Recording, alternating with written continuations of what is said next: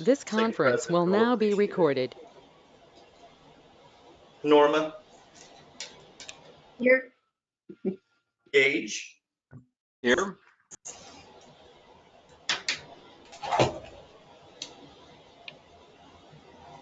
I see Brian. Oh, did you? I didn't hear you. Sorry. Here. All right. Robin. Where's Robin? I see Robin, and Russ is not present. And then I, of course, am here. So with that, we'll call the meeting to order. And I want to open it up to non-agenda citizen comments. I don't see that there is anyone else besides us on this meeting. So with that being said, I'll close that portion. And let's get into the workshop. 2021 annual work plan. I have Gage and Norma have been working diligently since our last meeting, and they have put together some wonderful material that all of us, I think, will be very grateful to them for putting together. Has anybody besides Gage and Norma, does anybody have anything they're coming into the meeting with they are going to want to do any kind of a screen share on? Okay. So being privy to how much effort Norma and Gage have put into this, I would like to let them, each of them, whichever one wants to go first, kind of drive some of the direction in this workshop, as I feel that they are the most up to speed with ideas for our annual work plan. With that being said, Norma, Gage, would either of you like to introduce some of your ideas before they speak first, or? Gage, is it Norma? all right if I go ahead and start off? Go ahead, go right ahead. I'm going to jump in, but I am going to say, because I think Gage did a wonderful job of actually going through discussion or a process of thinking for the committee to be able to kind of really evaluate what we can and want to do, and without being an extra burden on Eric and getting in the way of what the city wants to do, and trying to be helpful. I'll say, as we were running through past minutes and such as that, it looked as though, there was quite a bit of direction for the committee. And a lot of that information, though, was prior to Eric coming on board and Elaine's wonderful work that she's done at the chamber. So as I went through it, I was like, well, this is what Eric is doing. Well, this is what Elaine is doing. Well, this is what the city is directing, So what is it that we can do and be helpful? And so, I went through the purpose of the city, and again found that I think that information and direction at this point looks like it was written potentially prior or about the time that Eric came on board. And so perhaps, we are seeing much more in a supported, maybe potentially advocacy role at this point. Anyway, that is the background. And as we started talking to other department heads and stuff, it seems like there's been some changes. So with that, then Gage was able to put together a wonderful, if you will, outline. I don't know, and process of thinking for us to kind of go through, perhaps what we want to do. We talked about objectives 2.7 through 211, and Eric, I think you thought maybe that's potentially some places that we could assist your efforts. So with that being said, I have a couple of thoughts, and I'm just throwing this out there as discussion. One was, Norman, man, let them, everybody mute their mics if you're not, get a lot of background. Now mute your mics if you're not speaking. Alrighty, so I was just gonna say, I have a couple of thoughts, and one was, I thought, Eric, if you don't mind kind of telling us or giving us a little bit about, you know, where you think things are and maybe the hope or assistance that you were hoping at the beginning of this year for 2021 and beyond that the committee could give you. And then I would like to see if it's okay with everyone that Gage walked through his process. Does that sound like it's an all right strategy? Fantastic. Eric, sorry to put you on the hot seat, but I think you're the one that's having to execute all this and pull it together. So I thought it would be good to kind of start off by hearing a little bit from you. Sure, thank you, Norma. And I want to make sure that I understood your question. You want me to answer, what was your question again? Basically, since you know you're in the middle of executing our economic development strategy here in Lago for this year, was there something in particular that you had in mind that you were hopeful of that the committee could either advocate, assist? You know, what were you hoping the committee could do in order to enhance your efforts this year? Yes, I think even the committee, it probably goes back to 2020 on that, and Gage was very done, John Dro, and of course Clive is Elaine as well. But the broadband, I mean, we need to continue. The city still, I think you need to have one type of area that this committee could concentrate on and help. And you know, with our infrastructure, fiber, and different things of that nature, with the broadband, that Gage, I think Gage, he can correct me, I think he still attends those meetings with the governor's office on the broadband component of that. And so we still need that in the city. I think that's a great area, or one area that this committee could help on, that type of, you know, that issue as far as the broadband and you know, internet type of thing of that nature for the committee. Also, we got, you know, we have very limited commercial lots here in Lago Vista. So, I mean, that's just a challenge period, just for the structure of the city and the lot size. Roy, I think we're going to have him speak with us maybe at a later meeting of that nature. And he's going to touch on some things of that. So I would definitely, because he's looking at some zoning changes of a few areas that the city is actively pursuing. So without that hadn't been done yet, so I won't comment on that right now. But once our development service director can comment on that, you know, we have a couple more, hopefully a couple more commercial lots that we can, you know, put in front of developers, put in front of businesses that, you know, might want to come to Lago Vista, because we're limited on commercial lots right now. So it's kind of pretty much a lot. I mean, so, but yeah, I'm open to whatever else the committee can, you know, concentrate on. But I definitely think that broadband area, because we had so much movement on that.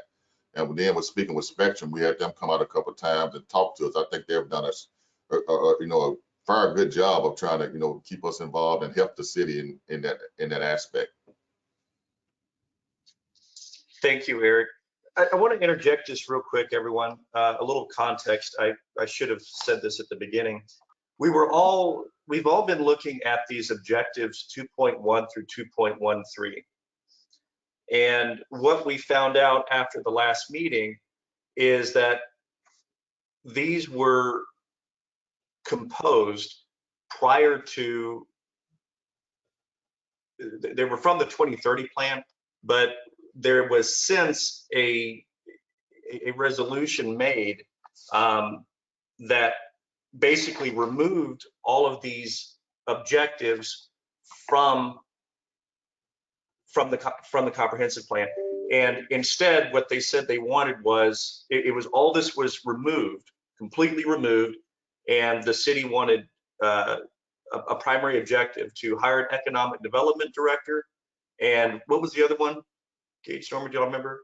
There was a second item. Do you remember, Eric? It was in the email from Aaron. Right. It escapes me at the moment, but those two objectives, one of them was the hiring of an economic development director. That's been done. So now it basically removed all of this And it's also why you don't see it in the actual agenda packet. Erin was very specific in saying that it's okay for us to use any source material we want in developing our work plan, but because this document is no longer part of any official city work product, she doesn't want it in our packets. And I think that was kind of where Norma's question was coming from for Eric. What is it that Eric would like us to focus on? So just with that little bit of added information, let's continue.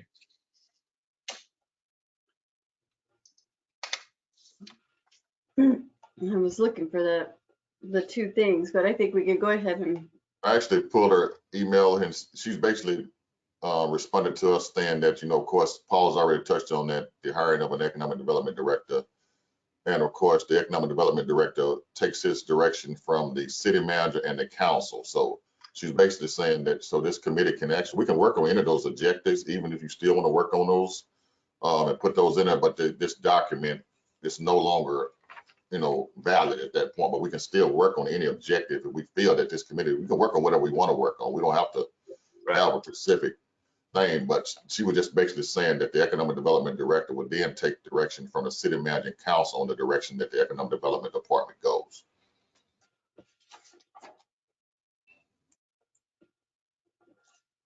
Thank you, Eric. So now with that background, we jump into the fun on the work plan. So Gage, are you ready? Because I really do think kind of working through your process will help us have a good conversation in regard to what do we want to do. I think based on the setup we just had. We'll need to get a screen share for Gage. Mr. Street, are you available at present to enable the screen share, sir?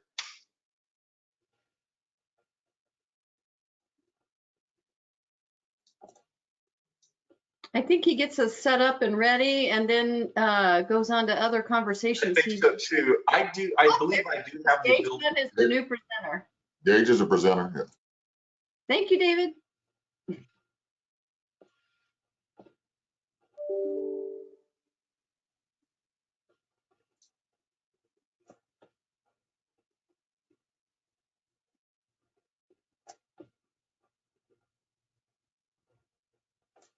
Gage, you're still on mute.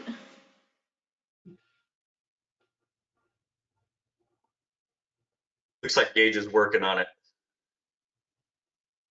There he is. Okay, there we go. Now, let's see if I can share my screen.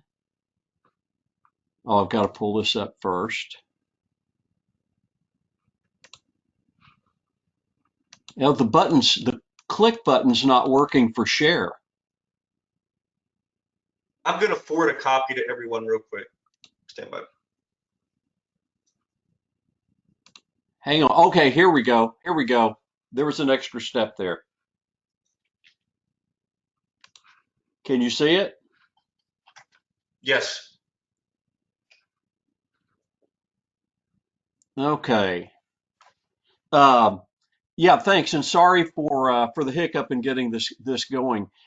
As I was preparing for the conference today, I went through the same process that most of y'all did, which is start with what was in front of us, with the objectives that had been established by the previous committees, and I also looked at online where it identified, what our mission was, and attached to that were several additional objectives. And as I started walking through this, I got a very definite sense that we were kind of in the same position that a lot of other organizations find themselves all the time. And that is, as you discuss good ideas on and on, they get added to the plate, and we don't take the time to really vet them against what's already on the plate. And so I got a sense that the scope we had created for ourselves was really starting to get pretty overwhelming in terms of the number of things that we were publicly saying that we were working on. So what I tried to do is take a step back to the beginning and say, wait a minute, let's look at the whole picture. Let's look at everything that is on the board right now, and then sort of digest it piece by piece. So to do that, these were the steps that I went through as I started looking at what was on our current plate. And I want to say in the beginning, what I'm going to show as we go through this was what I found as I went through the process. And so the discussion as I go through this presentation, it needs to be extremely open. Because I'll tell you up front, I may not have identified all of the right steps. I may not have looked at the mission statement the same way you do. The important thing is that we go through the process of building what it is that's in front of us. So we start at the very top. What is our vision? What is our mission? Then we start looking at what current objectives and purposes we have and whether they're consistent with that vision and that mission.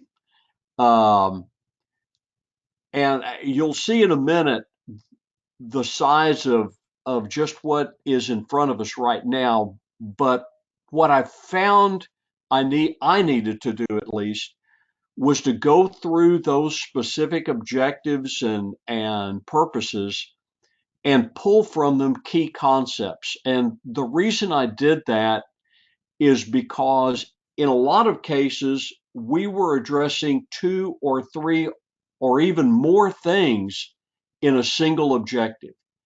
So I wanted to pull each individual operative concept out of those purposes and objectives, and then isolate them so that we could deal with them one by one. I wanted to make sure that we didn't have duplication in there, which we did, and that there weren't any conflicts. Once we do that, once we've identified all of the key concepts that have been listed for the organization up to now, we need to organize those and prioritize them into categories. And what I'll do a little later on is, as we create those major categories of things we're working on, we're going to refer to those as our strategies.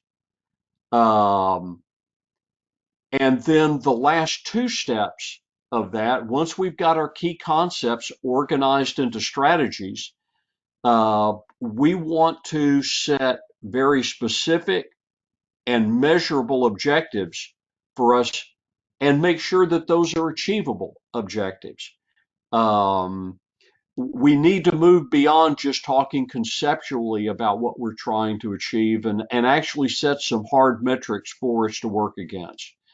And that would be the last piece of it. So that's kind of the process that I went through in building from the very highest level down to specific objectives what it seemed to me we ought to be working on.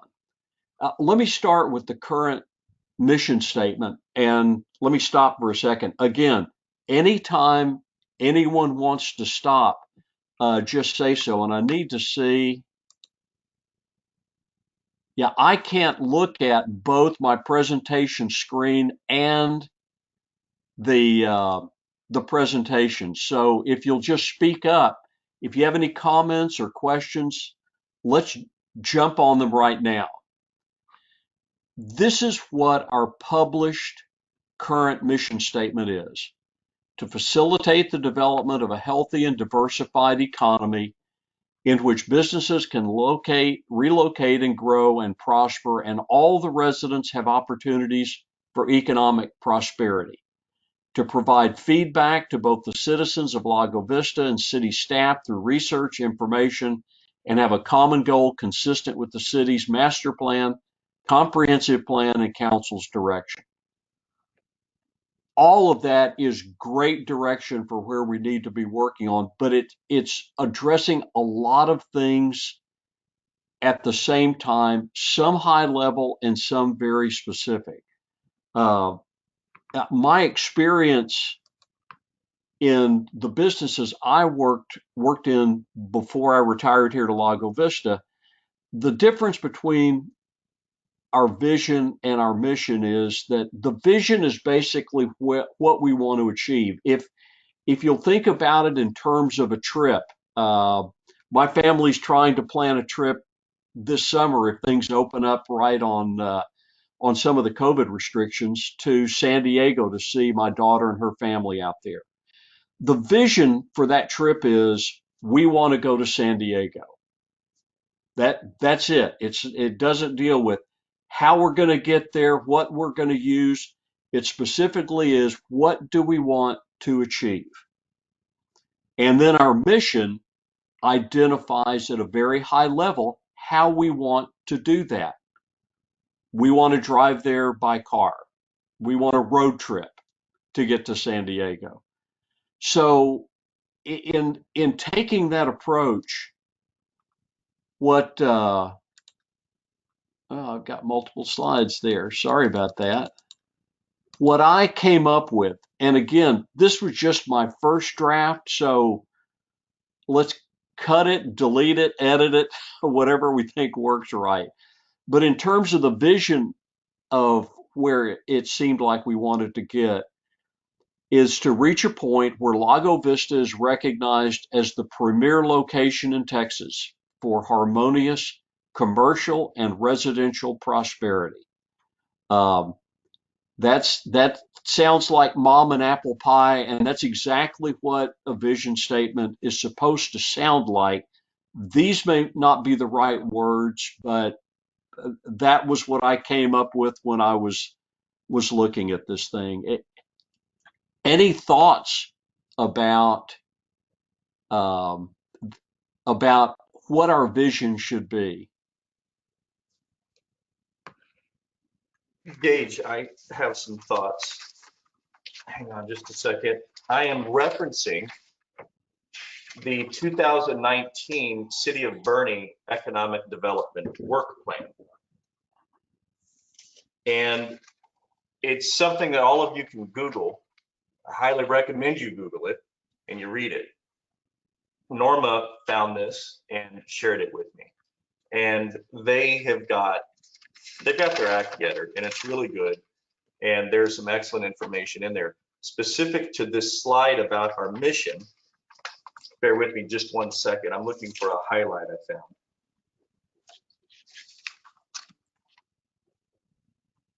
An example of their mission statement is, they have it titled as Goal 5.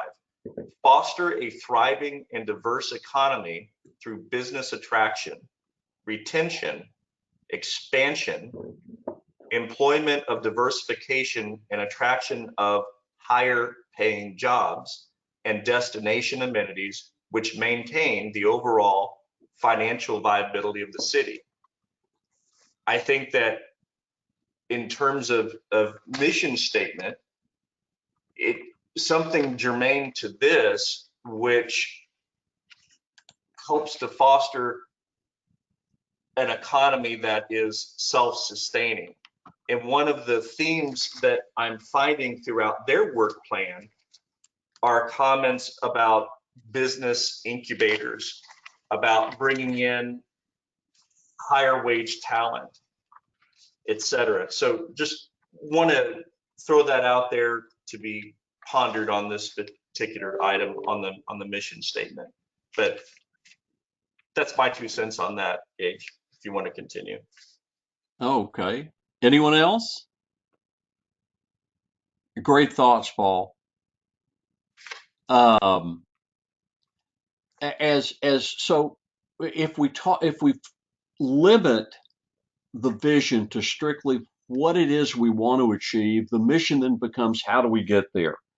Again, first draft, just my initial thoughts. We achieve our vision by developing and promoting policies and initiatives that encourage business establishment and growth consistent with the best interest of Lago Vista residents. And I want to stop for a second and think Norma at this point because she certainly helped with a fresh set of eyes and redrafting of a lot of this. So, uh, Norma, those contributions are really appreciated. Really, truly welcome. And I look forward to hearing from everybody because this is definitely uh, because of the uniqueness of Lago Vista, it's going to take all of us to really bring this up a notch. Thank you, Gage. No doubt. Um, so again, high level, we've got a vision. Where do we want to get to? We've got a very high level explanation of how we want to go about achieving it. What our general methods might be for getting to that vision. So then we start talking about more detailed things, what we would call objectives, purposes. What I found, as I mentioned, as I walked through all of those things in front of us, was that we had multiple goals on many of them. There was some overlap or redundancy. There was no sense of organization or priority, which things were more important than others, uh, what things were related to others. Uh, I also found that looking back on some of our previous meeting notes, that there were some things we've talked about that aren't identified in any of our published current objectives. And then there were no metrics tied to whether we were doing a good job or not, measuring our progress against those objectives. Um, as I went through the documents, and this was just my set of eyes, three things I know we've talked about um, that aren't mentioned in any of the current objectives we have. One is broadband connectivity. A second that's going to be a very key issue for us as our population grows and we become more connected with the metropolitan area is mobility and transportation. Uh, Also, Paul mentioned another item that we've talked about a little bit. How do we help foster startup businesses with incubator type programs?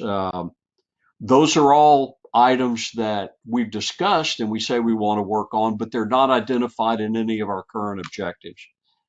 So when I take those in total, what I look at is this enormous list of individual tactics, initiatives, objectives that we say we want to work on as a committee. In total, 37 different objectives and or processes that are in our documents right now. Any comments or thoughts on what we're looking at right now? Definitely too many.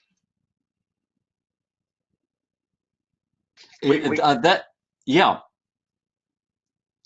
I think a Yeah. lot of that we can consolidate this quite a bit, definitely. But Yeah. you're hitting it on the head, nail on the head, Gage. Um, and again, my mental process on all this is I felt like the first thing I had to do was get a handle on what things were related to others. Is there a way to organize these 37 things, all good things that we should be trying to address as a committee? And so that was the next step in this process that I went through. And what I came up with was a series of five, I'm sorry, five different categories, I believe,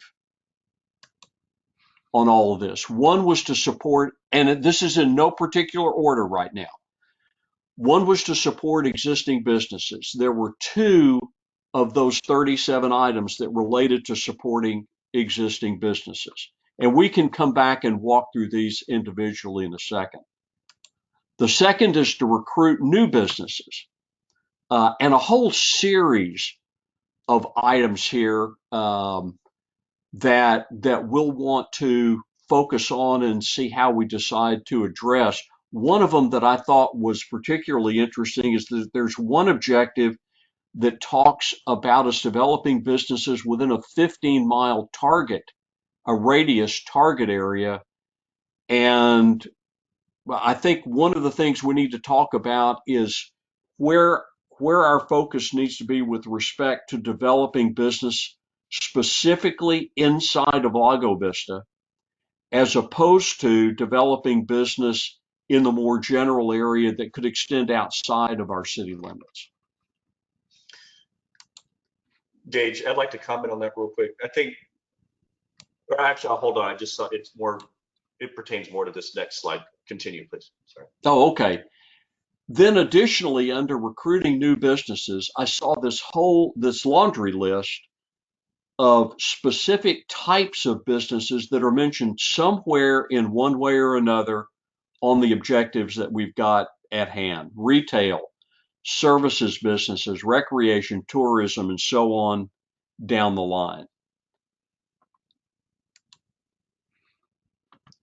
The third major category that I found was to develop local infrastructure, and a number of items here that could be extremely huge projects. When you talk about things like building civic centers, I was involved a little bit after the fact in civic center operations at my previous residence up in Addison, and understood some of the challenges that they dealt with after building a civic center. So that's just one example, but some huge potential scope there. The next category was to recommend government policies and programs. And we talk about economic incentives, having competitive tax rates, that those incentives should be performance-based and so on. But we're going to need to take a look at just what it is in the way of governmental policies that the committee should be developing recommendations on. And then the last category I came up with was to promote or advocate for Lago Vista. This is basically the marketing and advocacy issues that we may have to best represent the city and help drive interest in the city. So again, this was my take at it. We may put things in different categories. We may want to add things to these or take them out. But as you look at the 5 categories I came up with, each one of those 37 individual key concepts fit in some way or another under those.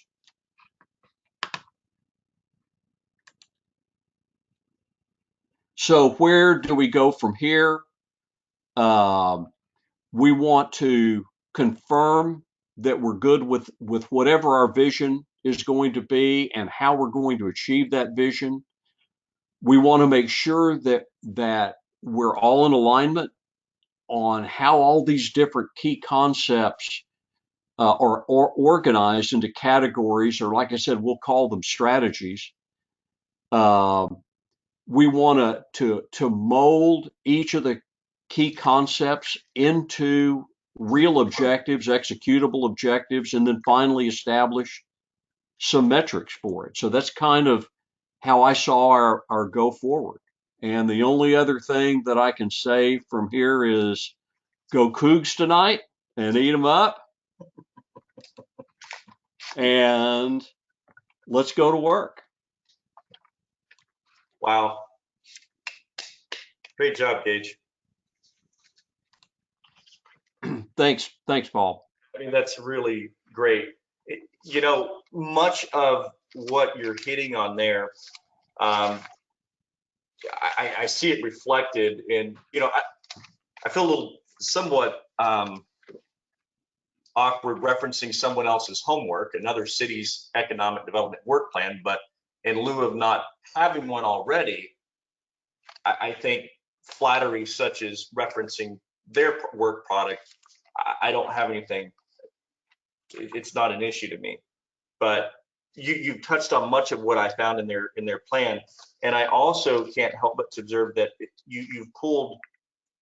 Correct me if I'm wrong, but some of this has come from the mandate from our city that specifically states what the purpose of the committee shall be. Identify changing economic trends, development sources available to the city of Lago Vista, et cetera. Did you reference that when you were putting these slides together? Absolutely. I That thought so. the two primary documents that I looked at in going through were the mandate that the city had published for the committee, and the second is the previous set of committee objectives. Okay. Yeah, I'd like at this point I'd like to hear some comments and guidance from the city. Eric, any thoughts on all this? Thank you, great Gage. Great presentation. So for me to get caught up here, so let me make sure I'm understanding. So did the entire committee work on this, or just you and Norma?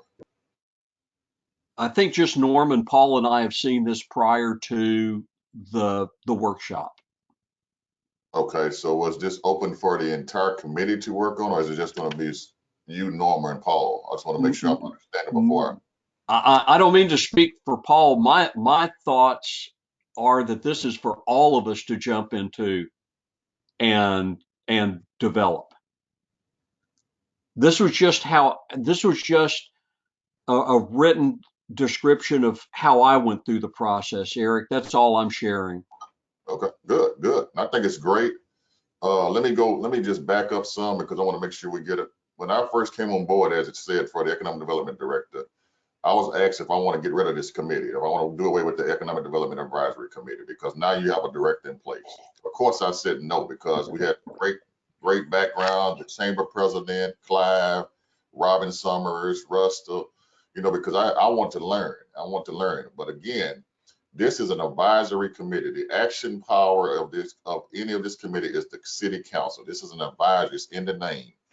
And we also, I know we can compare it to other cities. This is Lago Vista. I mean, I don't mind comparing to other cities or going to other cities, and that's great. But Lago Vista is unique to Lago Vista. We don't have 4A, we don't have 4B. Some of the cities you just said had a 4A corporation. So we can compare it, but we need to get something strictly for Lago Vista and concentrate on our city. I mean, we take the direction by council, and so let's dive into some meat of the objectives of what we're going to try. And I think broadband transportation is great.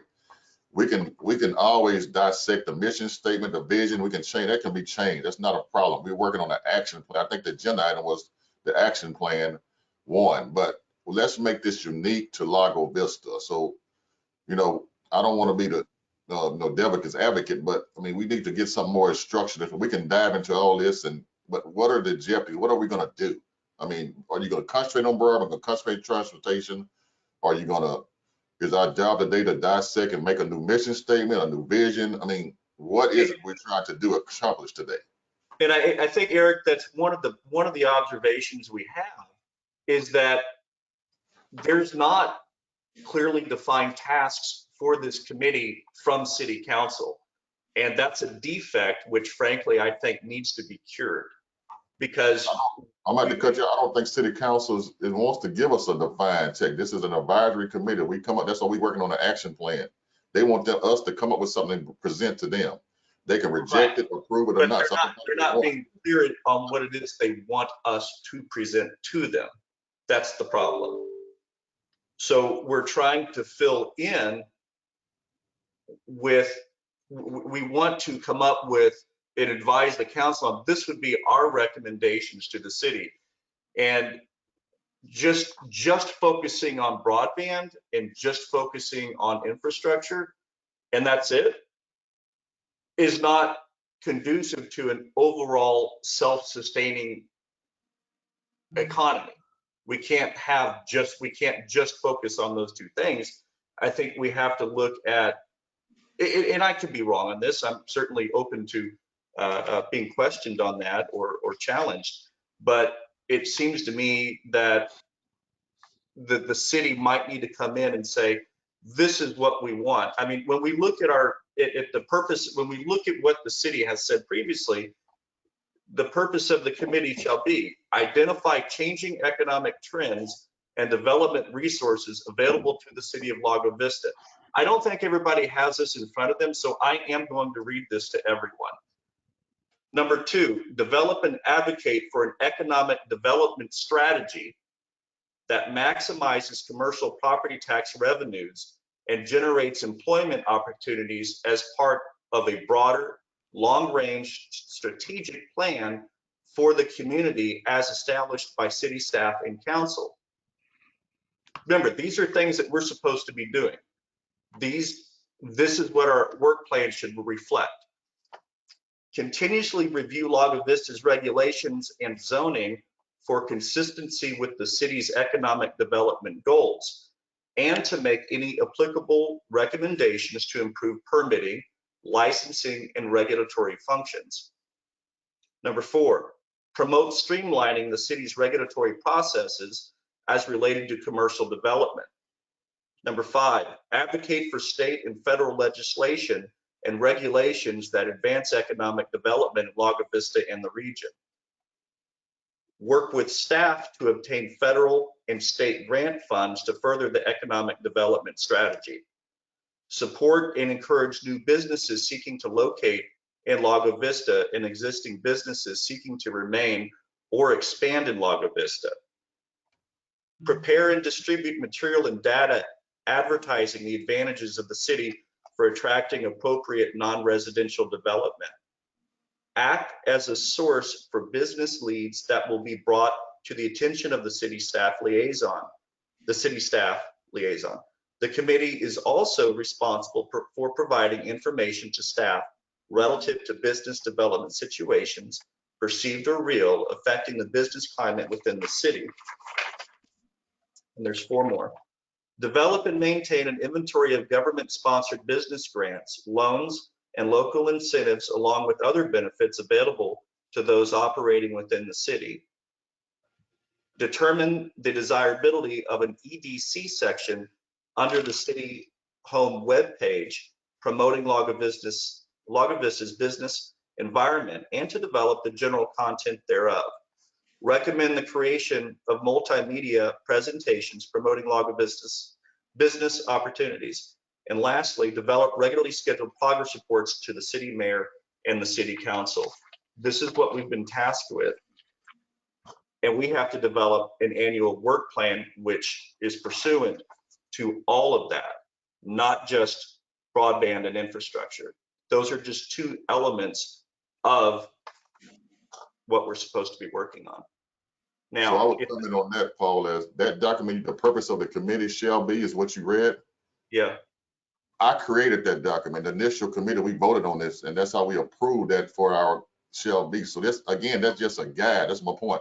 That can be changed. I wrote this document. What you're telling me, I know. I wrote it. And so this just is a guide. It can change, it can go away. Again, we need substance in there, what we're gonna actually do and work on. So yeah, this document, I wrote it. So I know it was, I mean, it was approved by the initial committee, but it's just a guide. It's not a set in stone that we have to go on and do. That's my point. I want to keep emphasizing that this is not set in stone, that we have to do that purpose of that committee, of this committee. We can change that. We can do what we want to. We can work on what we want to. We can come up with our own objectives. I just want to, it's a great document. I want to keep emphasizing that this is not nothing set in stone that we have to do. It can be changed.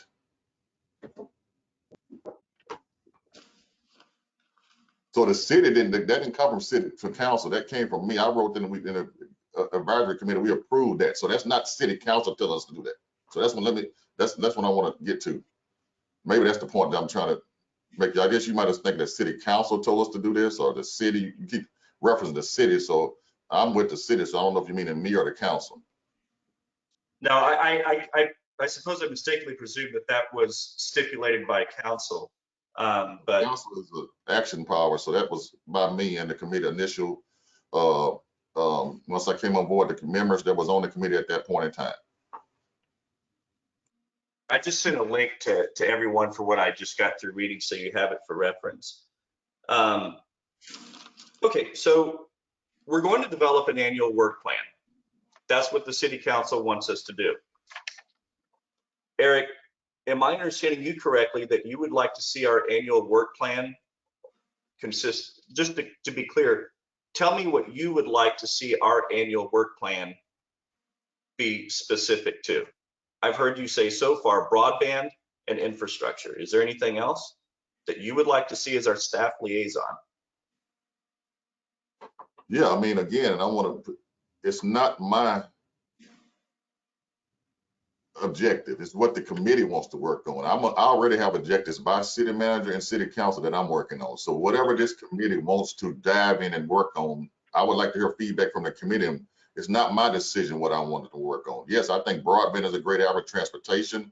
I think Mayor Titwell is nothing. It's not. He didn't make this in stone, but he brought Cap Metro back up in a council meeting. Maybe we stay in Cap. Maybe we look out. So those are things, you know, we need to talk about. Those are things that this committee could work on. Again, me and Elaine have talked before on the commercial lots. I keep emphasizing that. Work on some 380 agreements that we can get more commercial. I mean, we got business retention and expansion. It's a lot of things I can just throw out and say we need to work on. But again, this committee needs to define what it wants to work on, not me. It's the committee. I'm the staff. We're not asking you to define it for us. We're just asking for your input so that we can take that into consideration. That's all. Russ, just 1 second. The second thing that escaped us earlier that replaced those prior objectives, I just remembered what it was. It was two things that replaced all of that. One was the hiring of a development services director. That was achieved. The second stipulation was I'm sorry? Development service director? Excuse me, well, hiring of you. Okay. And then the second one was the creation of an economic development corporation. Those were the two objectives that replaced everything else. So they achieved one under our former city manager, that's the hiring of Mr. Zeno. And the other outstanding objective is the creation of the Economic Development Corporation. So I just wanted to point that out since I just remembered what it was. Russ, please.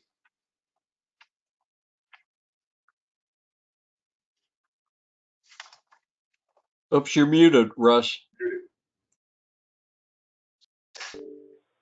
How's that? There we go. All right.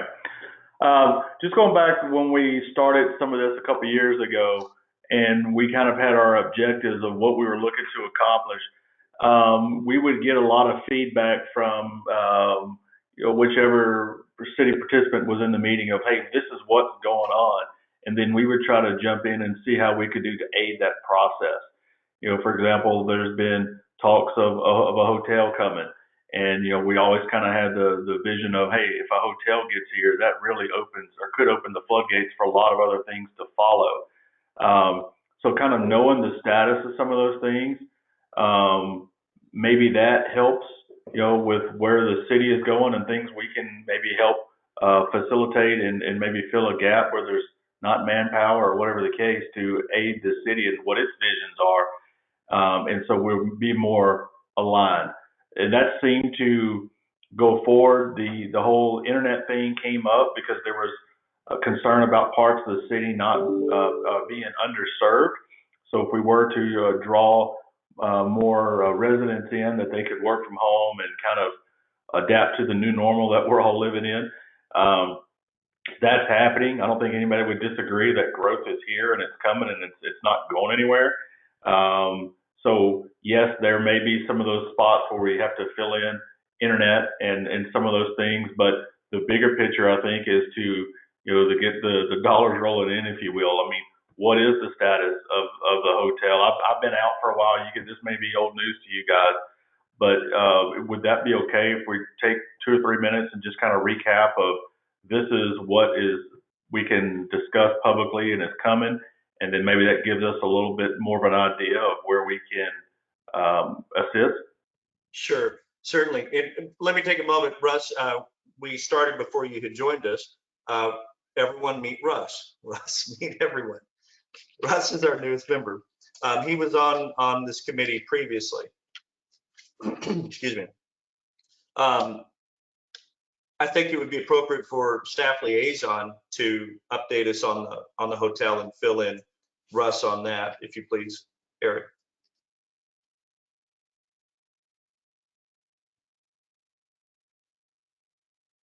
Oh, you're muted, Eric.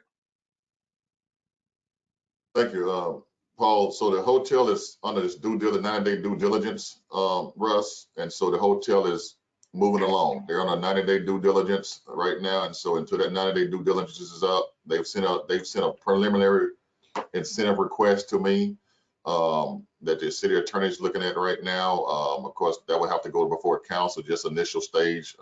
I'm not pleased with the initial request, so we're going to send something back out to them, which they are open to that, but just negotiate process. But they are excited about it. They plan on coming back to the city. Preeminent Hotels is the name of the hotel brand group. I don't know if you know that, if you didn't know that information. They do several different brands. They are not looking so much for Lago Vista now. After talking with them as a specific brand, for instance, Days Inn, Hampton Inn, I'm just using them. They're not looking for that brand now. They're looking at making something more unique to Lago Vista, maybe Lago Vista on the lake, Lago Vista in the park, whatever. I mean, they're uniquely looking at a different than using one of their brand name, because they want to make this a more amenity type hotel for Lago Vista. So that's pretty much the update on the hotel at this point in time. Is it going on the pad out by the Lowe's? I'm sorry, say it again, Russ. Is it going on the pad out by the Lowe's or the CVS? Correct on the side, not on the pad. The what's that road in Lane? No, the road side, Lane's good. Side, it's called Dodge Road, so it's just an empty lot now, sort of between CVS and the animal clinic. Empty lot. Okay. It's hard to imagine parking, but Eric said it depends on the height of the hotel to imagine how they would do the parking. So, yeah, they did great. Can you? I want to go back to the beginning part, but on the hotel specifically. So there's that hotel, and then there's the one by Nature's Point. Is that in due diligence, or is that moving ahead faster? Russ, you remember Nature's Point was a wedding venue, then they knocked it down and it sat for COVID. Well, now in city council, so I think it's public, there's a beautiful hotel drawing, and the second I got on my wall, there's cabins and places for the bride and groom to stay, and they bought a bigger piece of land. So maybe Eric can give us an update on that hotel. Yeah, so to address Elaine's point about the parking, they did say that to the city engineer. I think it's off of Dodge, the road off of Dodge Trail that you said.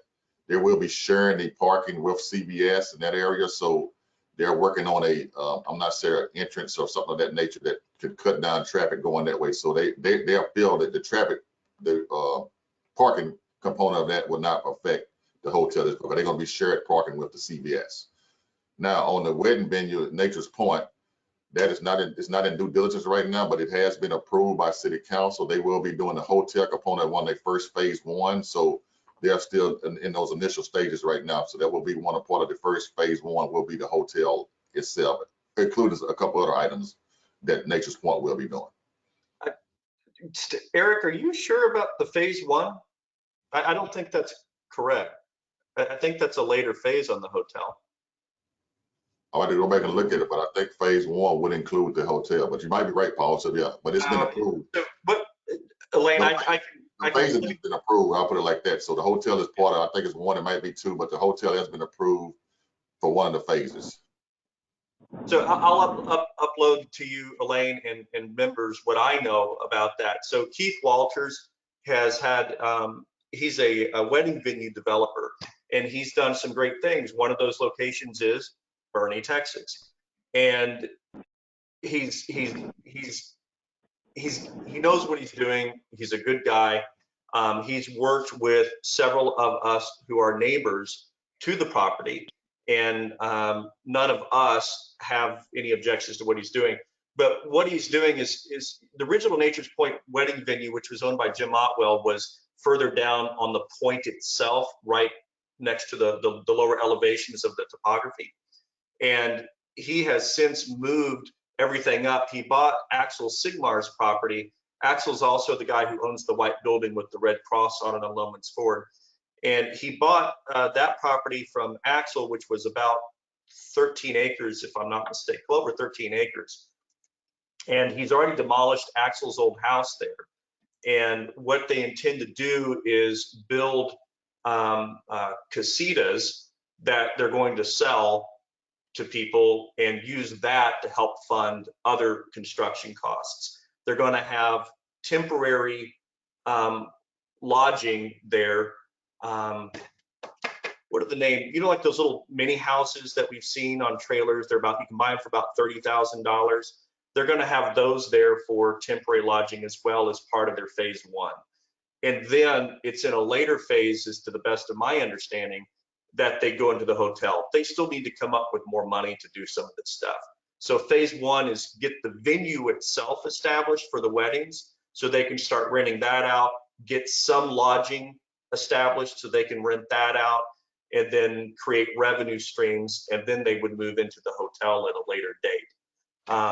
That's where that's at as of right now. And for those, that's Am I muted? Am I muted? Hello? Sorry. Hello, caller. Hi.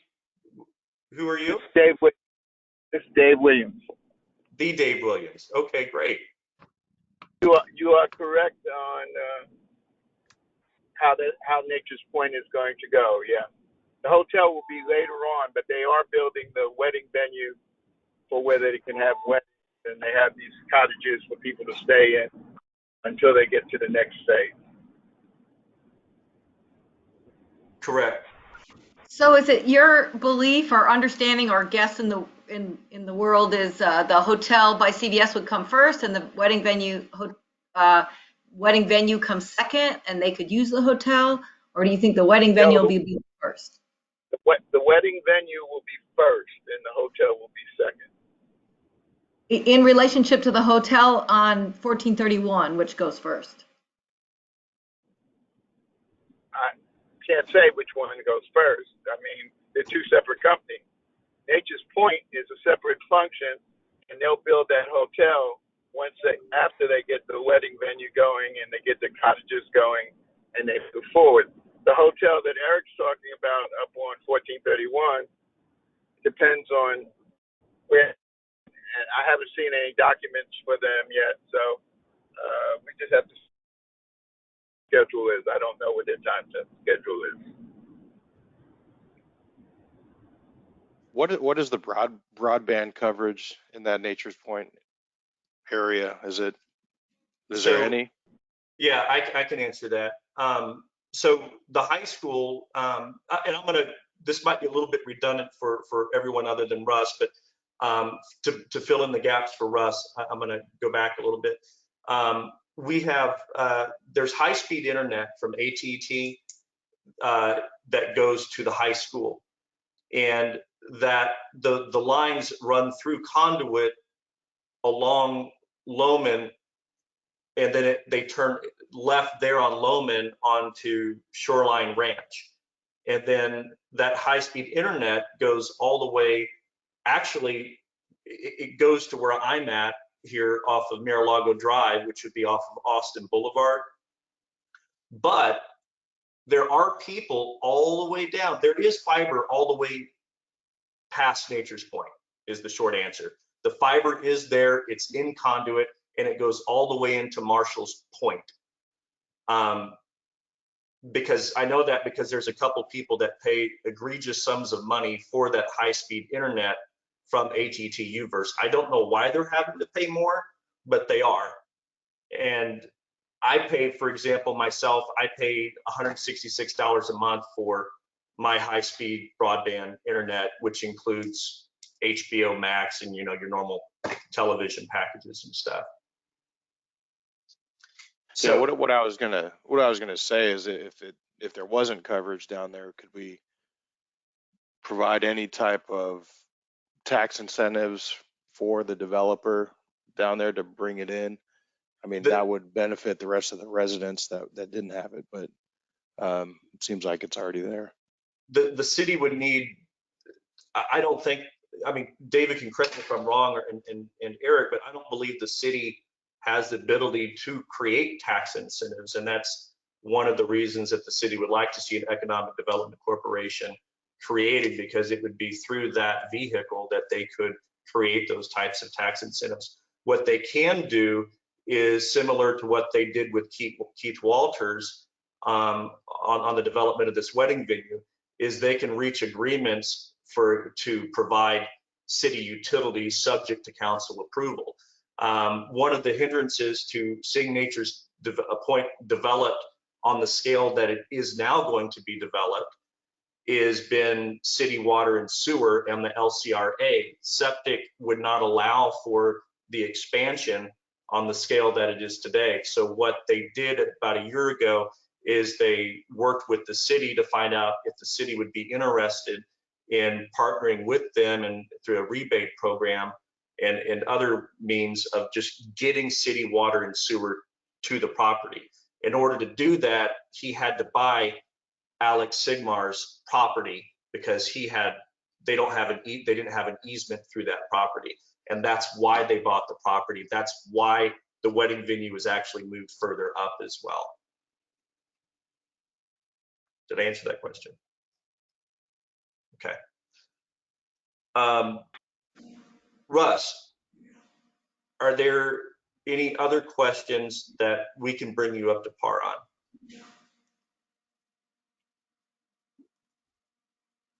Russ stepped away. Can I comment on a couple things? Can we go back a little? I think first I want to thank Gage for doing the high level thinking, because I like to dive into the weeds, and you have a skill that I do not have in bringing us this overview, and I really appreciate it.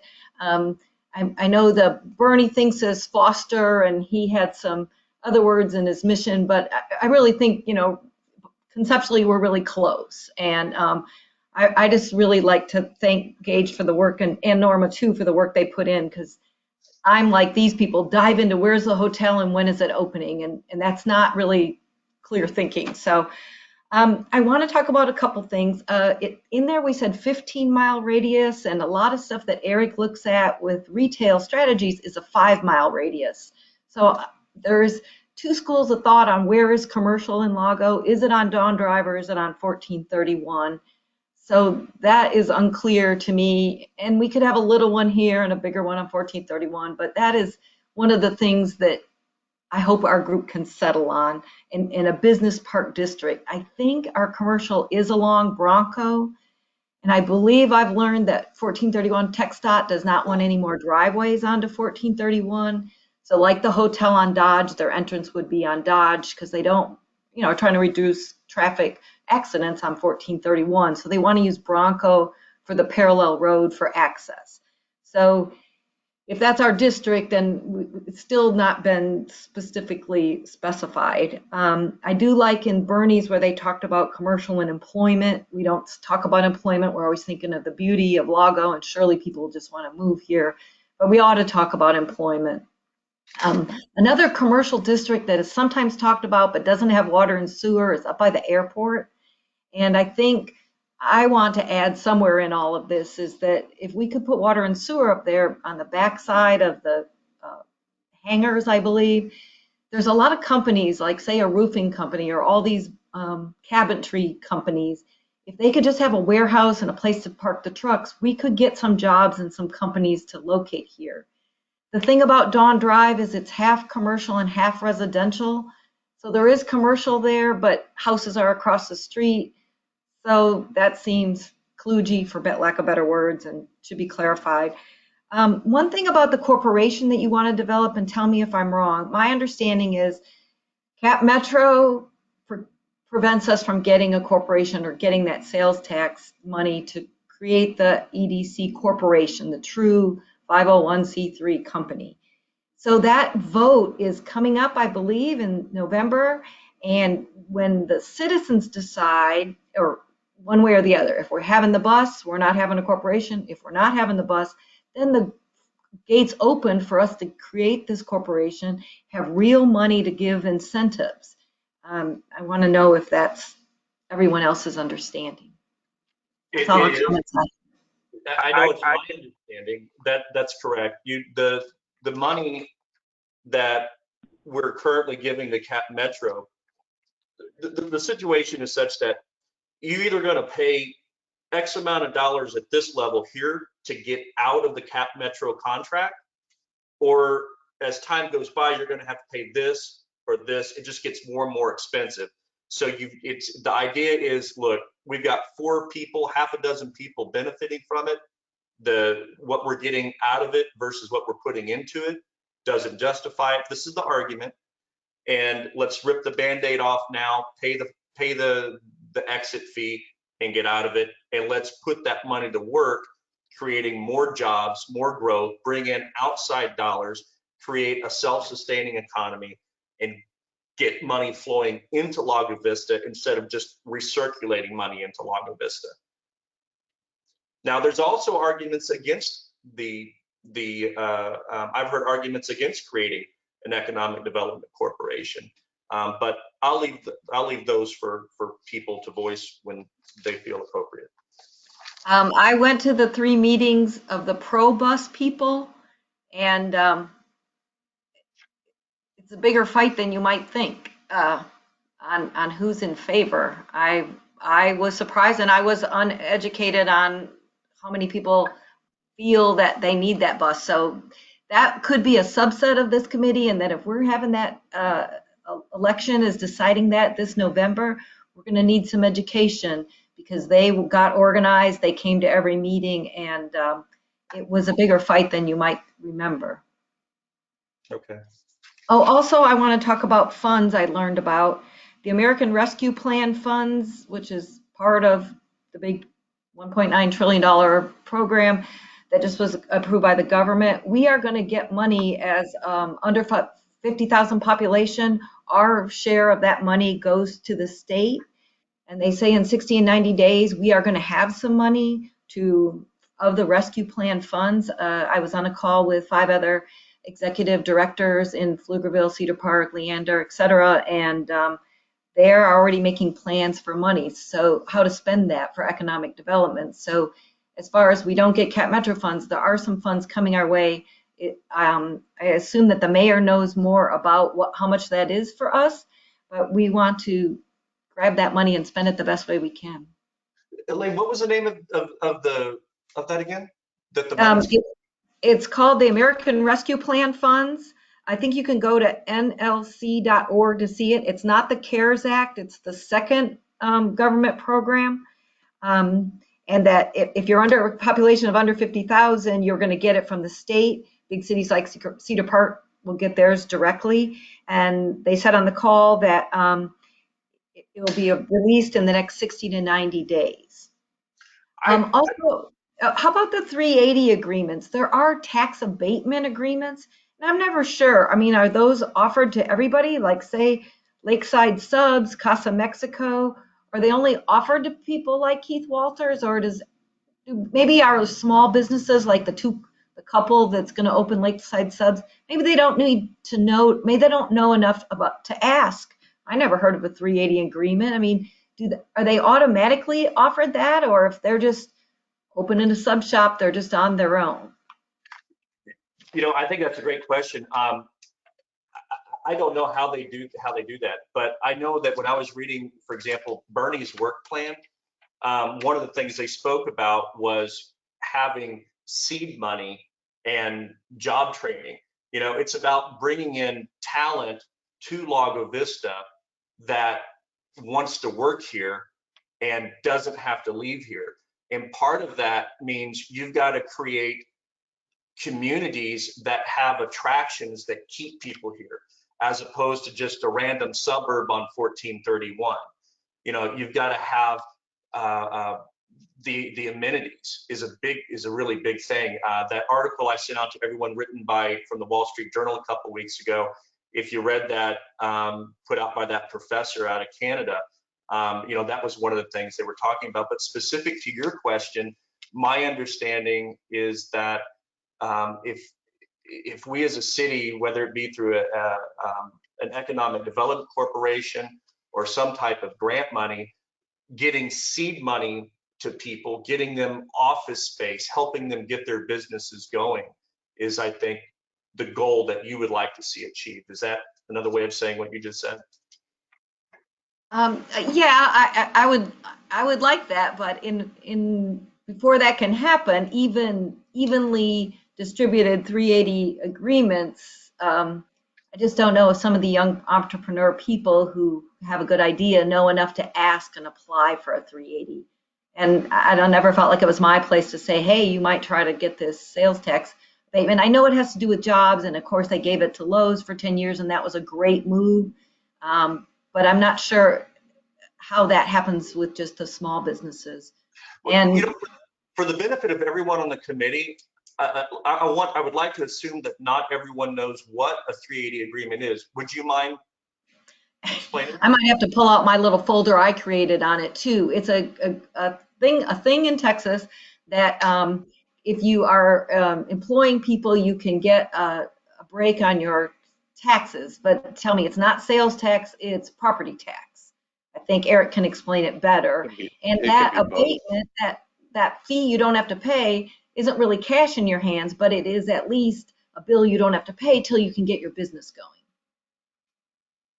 And here's Casa Mexico, this woman, you know, and her friend that got a food truck and now are moving to a bigger store location. You know, I just wonder if she was given it that opportunity. If I may, Mr. Chairman, Yes, yes, Eric, please.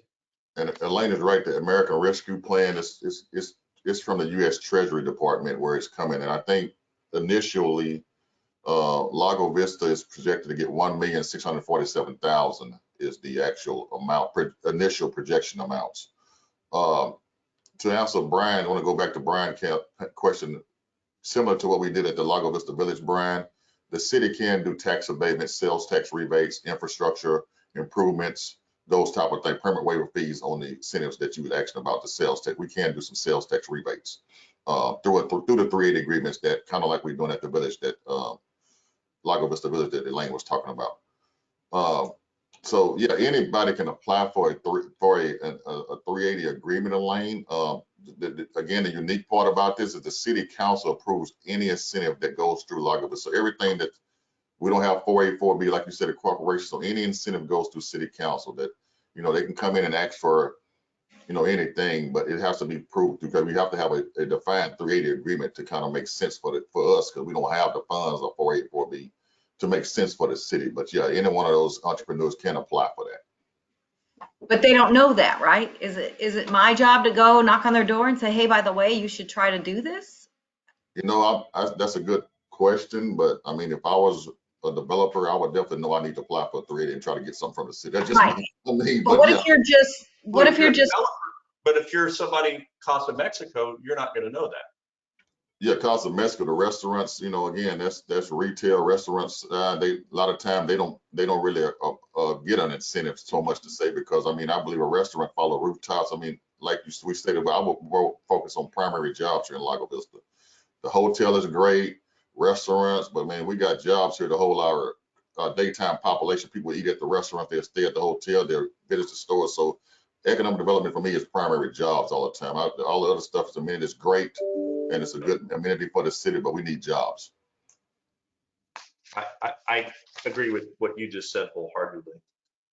and even commercial jobs, even the guy who builds cabinets, you know, for all these houses here, you know, they're located in Cedar Park and they'd like to get a little shed or whatever. I mean, a shed in a yard, as they call it, a shop yard, and just put some. And we're seeing that on 1431 between Lago and Jonestown. But Right. if we could have that up by the airport, that's real jobs for some people, and You know, less travel back and forth, and businesses they stay to eat. To your point, Elaine, the Leander, I read a couple months ago, Leander, when they were working on updating their comprehensive plan, what they were looking at doing is they were going to focus their commercial zoning on 1431 and heavy industrial, because the heavy industrial allows for, you know, a lot of the higher employment numbers, basically. I know up near the airport, last time I looked at the comprehensive plan, the land use map, it showed light industrial. There's a lot of light industrial up there on the airport, but my gosh, getting the water there is so, it's prohibitively expensive. I mean, you know, we've got the roads, we've got this, and it's my contention that, you know, you can't just bring in 500 new tiny homes. You've got to bring in you've got to bring in property that is going to produce more revenue for the city. And I don't know how we've got to find, the city's got to come up with a way to get the money in the budget to do things like that. Right now, it's all reactive. You know, somebody wants to put a house on that block where there is no water. If you do that inside the city limits, you're required to buy water from the city. You can't just dig a well. You have to buy your water from the city. And then you get 10 years, it's 10 years to have the water, your costs refunded to you by other people who end up building on your street, if they build on your street. I recently suggested to City Council, as Citizen Paul in public comments, that what they might want to consider is removing the time frame limitation. That way people will be encouraged, you know, if you want to be that one guy who goes way up there on the far east side of up by the airport where there's absolutely nothing, and you want to pay the hundreds of thousands of dollars it's going to cost to get the water there, you're not limited to 10 years of getting that back. And they should maybe consider adding in inflation adjusted reimbursements. Inflation averages 2.5% a year historically. So if you spend $100,000 in year one, and it's not for 10 years until somebody comes onto your street and taps into that water line that you paid for, they're paying you back with money that's 25% devalued. So, and it's not just by the airport. I mean, there's Hayes Coves, there's all the H streets, there's all the T streets, you know, yet they made an exception that one time for the O streets. So it must be possible. I mean, I know it was Silverton and it was in 2016, but there's a whole next section that doesn't have water either. But we're talking about residential. Let's stick to commercial. The problem with commercial is as soon as you get too far down Lowman, it's not city land. And so, you know, there's the man with the one horse that got ag exemption. It could be commercial, but it's not going to be because he's got a great deal with his situation. Come back up this way where it's kind of cleared, but that's outside the city limits, you know, where Lago Vista Marine is inside the city limits, but then the next step isn't. It's not easy. I know this puts Eric in a hard place to try to sell here. Unlike Leander, where let's just put it on 183 because we got a whole road and it's flat and we got water. And I don't know how. That's why I need Gage to give me the top view, because here we are talking about little dinky problems, and I need to know how we can put that in the bigger strategy. So, Elaine, if I may jump in just a minute, part of what I saw and part of the reason of Gage and I and Paul kind of going back up to that high level is that when reading through all the plans and all the discussions, what I found as a facilitator in other communities, because I've done this work before, is that there were a lot of tactics and not a real clear vision of where we're going. I do see positive, at least to me, it wasn't. I saw that there was forward movement in terms of, you know, bringing the commercial, what they call ad valorem taxes, in order to offset and help the community members, right? Not have to pay so much with our current taxes. You know, the commercial space, you know, was directed by a lot of people just saying, hey, we want, you know, for lack of a better term, one of the popular ones is HEB. We want HEB. And they're not coming. Go on. Yeah, they're not going. So let's go on. So, if you will, I in my mind, you know, going back to the way Gage had directed or put key concepts right into categories. I really, as listening, I'm just going to throw out to the group, I hear 4 ways that we could really maybe impact, advise, if you will, right, in terms of our role of economic development. I think the first, of course, and looking at trends of where, what is needed, where's, where things are going, being in an advocacy role in regard to the broadband and the infrastructure, right? So having a subcommittee that is definitely related to that particular category. I think that potentially maybe that there is a research category in here because we're talking about, okay, if we had this infrastructure, what could we bring, right? Well, that takes research and time, and how does that fit with all of our category? So maybe one of our actions could be to have a subcommittee that does research in that regard, right? Here's what we found. Let's bring it back up to the committee. I think that in regard to employment, Eric, opportunity pipelines are pretty sophisticated. Again, I think that should be, maybe we form a subcommittee in regard to, okay, an employment committee. What opportunities do we have here? Is it attracting, small businesses that have an opportunity to grow here based on the infrastructure that our infrastructure committee is able to bring? So there's some of that in regard to, if you're a high schooler here, what can you do in Lago besides become a grocery store checker, right? Is there a mechanism in the community that we could create to kind of help some of those opportunity pathways?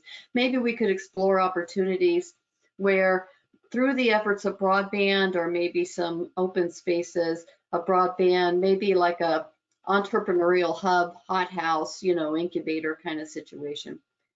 The last is, I think, is advisory in nature, in that as we are all talking here, we're going, City Council, if you could let us know, anything that comes up in regard to infrastructure, and this, puts a little bit of an onus on our council liaison and Eric to bring back to us, hey, here's something that's going on in regard to infrastructure. How would y'all advise us in regard to efforts of economic development coming in here, and having that ongoing discussion?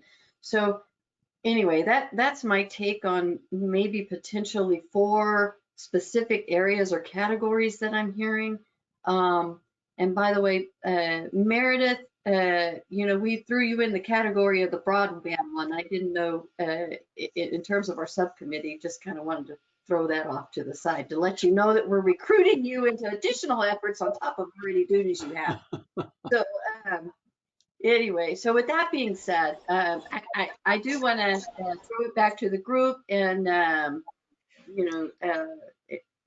open it up for discussion in regard to what my thinking is there. So maybe we don't come up with maybe a specific thing, but a subcommittee to help focus efforts in an area or bring research or, like I said, or advocacy, like Eric said. I think the broadband thing is, and infrastructure is kind of a no-brainer at this point.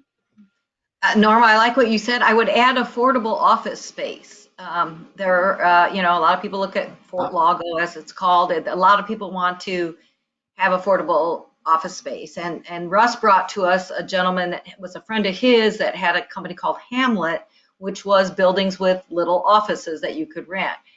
You may not know, we have this in Jonestown, and they're full.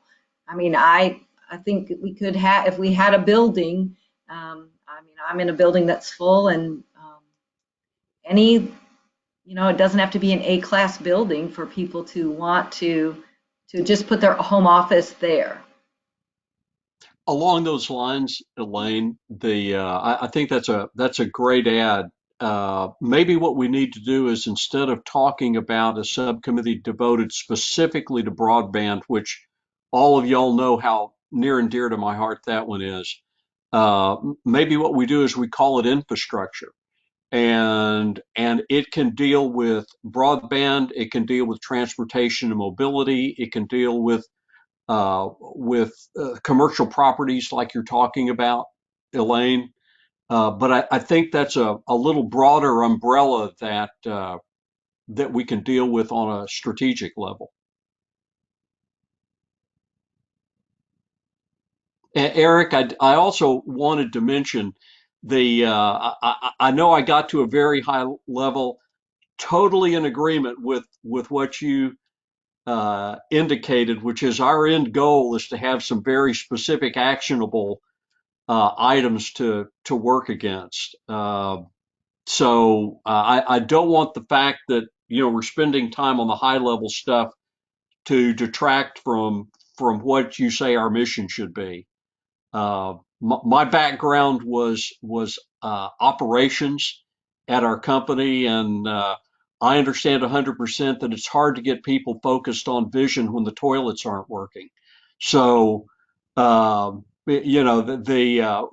know we need to get to some really actionable directions on at the end of the day on this. Thank you, Gage. I'm just here to support and help in any way I can. And I think you appreciate you, Norman Paul. That was a great presentation, great document. I think Paul shared it with me because I'm going to save it. I want to use that, look at it myself. So I think Paul did share it with the group. I will ask this, Mr. Chairman, the city attorney has asked all of our staff liaisons to kind of keep our committees a little more cleaned up as far as the flow of the meeting. So I know you delved off into updates. So am I still in update process of giving updates, or are we going to do that later? Because we were on the action plan, then we went to updates. I want to make sure that I have an update, but I don't know if this is the place that you would like for this to be in the meeting.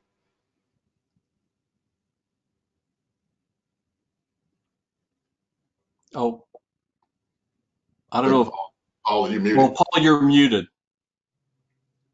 Thank you. Eric, I think we'd all be happy to listen to your update now if you like. And when I share these agendas with you, if I fail to put staff update comments from staff on the agenda, please remind me or add it before sending it to Sandra. I'm looking at it and I think I forgot to put it on this workshop agenda, even though it would normally be on the regular agenda. With that being said, please. So I just want to give a quick update. So the Lago Vista Village, which we've been working with for some time now. So the CBD store is scheduled to open up within the next 45 to 60 days. We do have a fourth tenant that I will say, I might be speaking ahead of time, but it was supposed to have been signed, I think, on Friday. I don't know if it did, but should be signed within this week, or if it wasn't signed on Friday.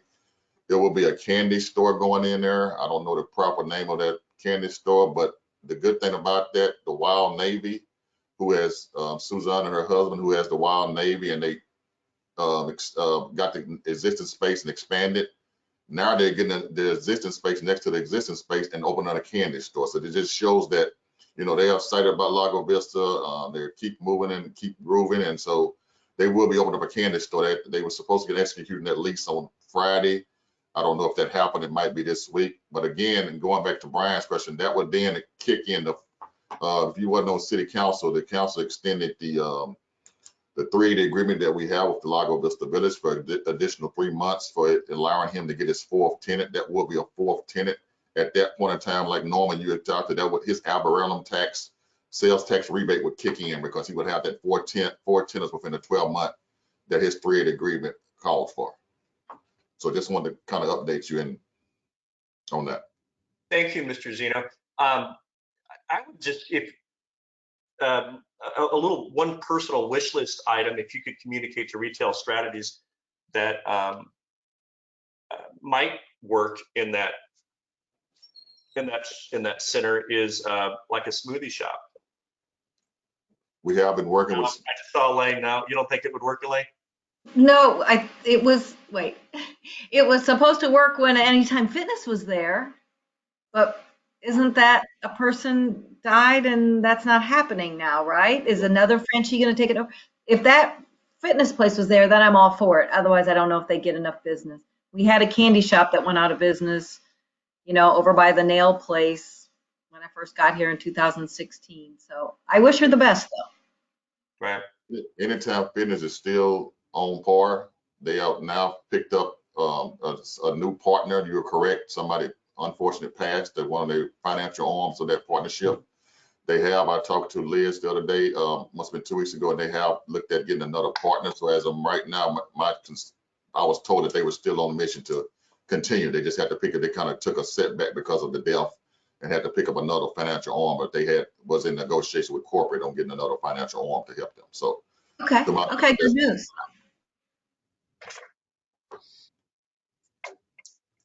Thank you, Mr. Gino. Back to annual work plan discussion. Robin, Mr. Pennell, do y'all have anything you'd like to add to this conversation at this point? Just overall thoughts. It's a pretty broad topic. It's been a while since I've actually started a business, but and I'm not sure what the federal government does now.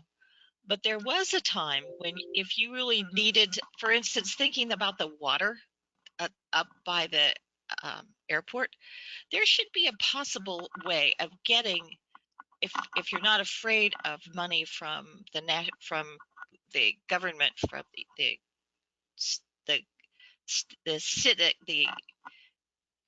from the federal people and not just for local, it might be possible to get some kind of grant to actually do that.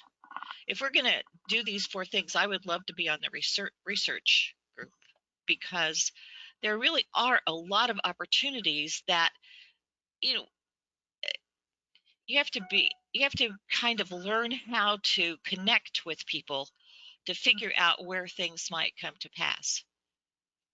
And I don't know what the small business thing from the government is doing anything, but they used to do a lot of really good encouragement for people who wanted to put small businesses in unusual places. And maybe because Lago Vista is out here, I feel like we're in the far reaches. You know that? Did you ever reach any of the stories about a place called Dune? But anyway, there was a place they call the far reaches, and it feels like we're the far reaches. We go way, Elaine was telling me that people don't go beyond Loman when they go down. They don't keep going unless you're going to have some reason to go out there to the new developments. I even wonder if people will go to the park, because it's like they haven't learned yet that there is more out there that's west. It's kind of, how do we teach people to go west? But I wonder if there isn't some way to find some support for some of the things that are really important that would make a big difference here. I love living here. I think there are a lot of things we need to take a look at. Why do people come to live in Lago Vista? And what are the needs of the people who choose to come here to live? What are the economic things that would be helpful to keep them here, and not necessarily always? I go to Cedar Park every day. I mean, so it would be great to have more things that were going on here that you could do. That little coffee thing, Lago Vista, up there near the Catholic Church, they seem to be doing really a lot of business. They'd like more. Yes, I know. But their food is really good. Their parking is challenging. They can't buy the lot next door. They're trying to get the lot next door, the lot behind them. But they have big plans for us. I hope people will support them. Yeah. Well, when we go by, it looks to me like there are a lot of people there outdoors, especially. We've been there several times. The food is great. But when the former owner of that space, she had a lot of women who were coming there to do things. And I told her, maybe go find those women again, because they would go, and there's space to do that. I think they had mahjong and they had bridge. They had several things, so they would do that once a week, and that brought more people to them. Well, Robin, to your point, what I found in other communities is, and we maybe have a potential here in regard to that research or even advocacy to small businesses, is that on a day-to-day basis, if you will, creating, in some communities, they've created what they call a co-working facility there's also outreach in terms of economic development and opportunity reach in terms of, employment connections as well. It was kind of a comprehensive, expansion to aid, the chamber with the chamber efforts in that, and to expand and aid as an ad hoc committee, to what maybe Eric was doing. So again, going back to maybe a research and advocacy role, let's just say, a small town welcoming committee on the businesses and say, hi, here we are, and what do you need? How can we help you? Kind of thing, or we're just around, maybe you don't need anything right now. They call that economic gardening in terms of, outreach and really looking at creating that conversation in the community to let them know that they're not alone. And Robin, I mean, even to the efforts of, letting the little cafe, here's some of the things that worked in the past, maybe you can add to what you're doing. But I do find that small business owners have their hands full a lot of times, because they are a chief bottle washer, et cetera. So maybe with some of these ideas, are there ways we can help them?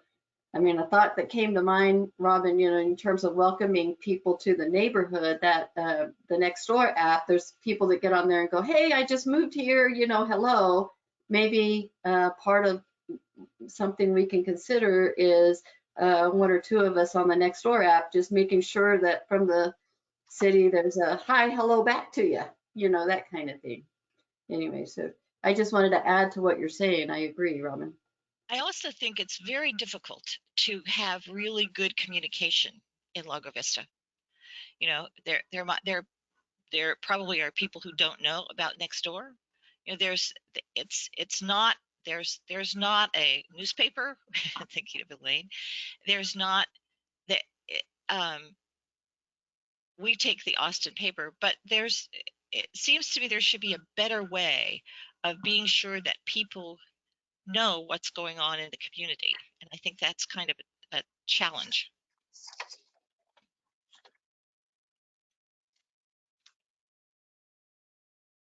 Now, potentially, it comes to mind, I'm going, Meredith, in terms of communication, do we have any vehicles that go out there? Oh, are the utilities, just having maybe a little section on the thing that goes, the newsletter that goes out every month. That is, of course, if they have time to read it, but communications is very difficult here in the city. Of course, we don't have a newspaper. We do have the Beacon. We've tried every route that we can. We've, for events or information, we've got the community board on Loman. I have a wish list regarding that. We put posters and flyers. We post on social media, on the website, alerts, the app, reverse 911 notifications when that's necessary. Of course, we have the newsletter, which goes out into everybody's mailbox and online.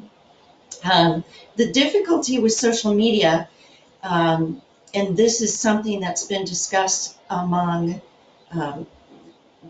PIOs around the country, is that when you get your fingers caught up in all sorts of different boards, not just our personal city Facebook page, is that once a city starts trying to post in different places that are not city controlled, it's very difficult to try to control the narrative and to see the comments. And when you're posting on a city Facebook page, we've got a method of social archiving, so we can go back and see if there's something that's been said or discussed for public information requests. Now, if it's on Nextdoor or if we post on the community board, we can't control that. So that's a difficulty. The other thing that I might say is that there's only one person here that's trying to control the social media, me, of course, along with all sorts of other duties. And moderating these sorts of things takes a lot of time because it's not just throwing up a post and letting it go. There's actually a lot more to it to try to keep up with people's comments and whatnot. So communications is definitely a difficult situation. Of course, if we had a newspaper, if we have something that's occurring quickly, like the brush debris drop-off event, the first weekend of that we had previously, there were changes made within, a day, in a couple hours, that we had to communicate. Now, if we had a newspaper, you're looking at lead time that's necessary. And of course, again, wouldn't it be great? The other situation is we don't have any news reporters, like say Cedar Park or Leander, that takes the lead of writing up news articles about things. So Hill Country News sometimes, does that, but we send press releases out to everybody. It's just a difficult challenge that we have in our little city here.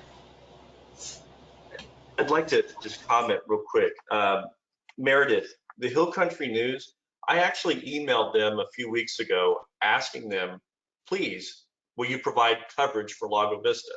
You cover Leander, you cover Cedar Park, and in short, their explanation was, look, we've got a part-time freelance sports writer for us, and then they don't have the staff, is apparently the bottleneck there. But 10 people who speak up make more noise than 10,000 who are silent.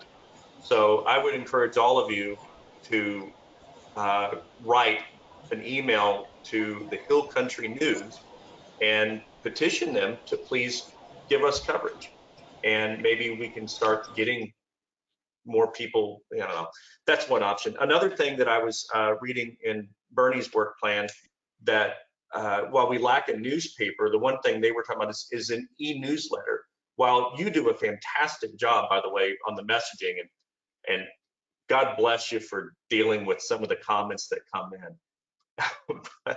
but has our city ever tried an e-newsletter that we can just email out to everyone? Because a lot of people don't use social media. They're not on Facebook. They don't want to be on Facebook. And a lot of people justifiably wear tinfoil hats. And maybe an e-newsletter might be an approach. So that post you put up on the city's webpage, maybe a simple email going out, a mass email going out. Has that ever been done, and is that feasible time-wise? Yeah, that is something that we've looked into. There is also, just to let you know, if you do have the mobile app, you get every news article and you can view Facebook posts without actually being on Facebook.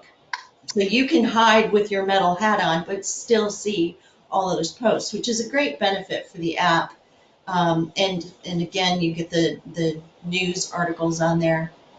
Also on the website, you can sign up to receive emails about news articles that are posted on there as well, in addition to the newsletter. But yes, and that's called e-notify on the website, that you can do that.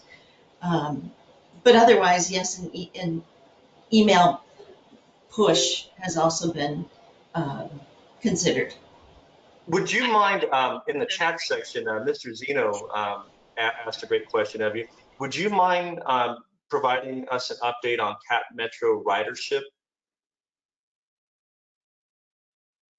I can do that, Eric. Let me just pull this up real quick.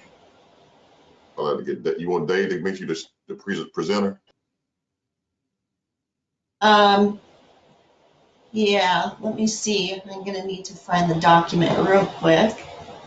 I actually have it here if you want me to put it. Oh, you do? Okay, perfect. Let's go with that. I know I just sent that to you this morning. Right. Let's see. Dave, could you make me the presenter, please?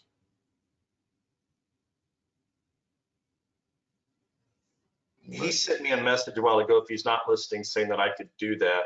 Oh, okay, well, Paul, Okay. I just need to figure out how to do it. Oh, I can email it to you and you can do it that way. Yeah, if that'll work Let me better. see if there's a quick way to make you a There you are, Eric. You're presenter now. I am, okay. So what How do you know that, Meredith? Where does it show that? I just saw a pop-up that just Yeah. came up real quick. So do y'all see it? Yes. Okay.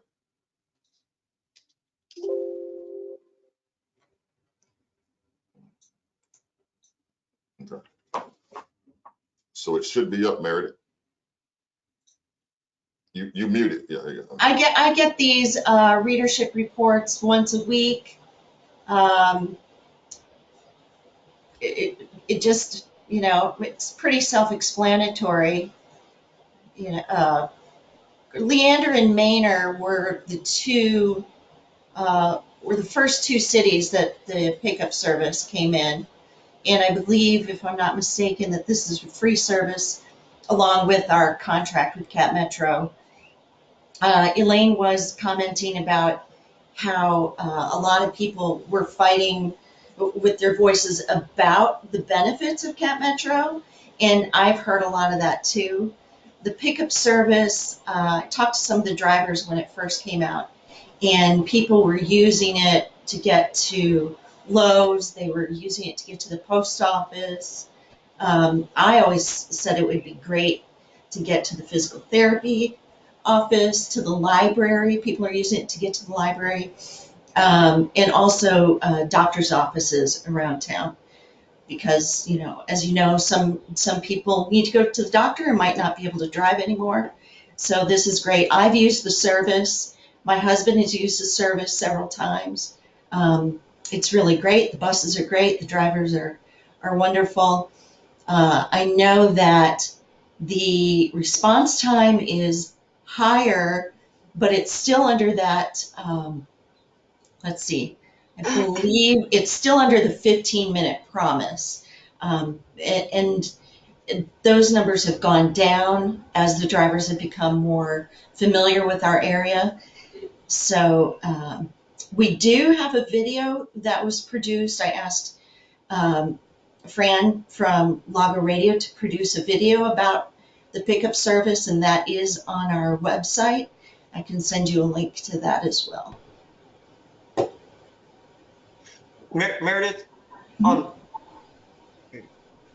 on the previous slide, that, if you please, the average passengers per hour. Mhm. Mhm. So Lago Vista averages 1.1 passenger per hour per day.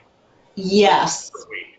yes. You look at East Texas or East Austin, 1.4, Northeast Austin, and then you look at Leander, that's 1.9.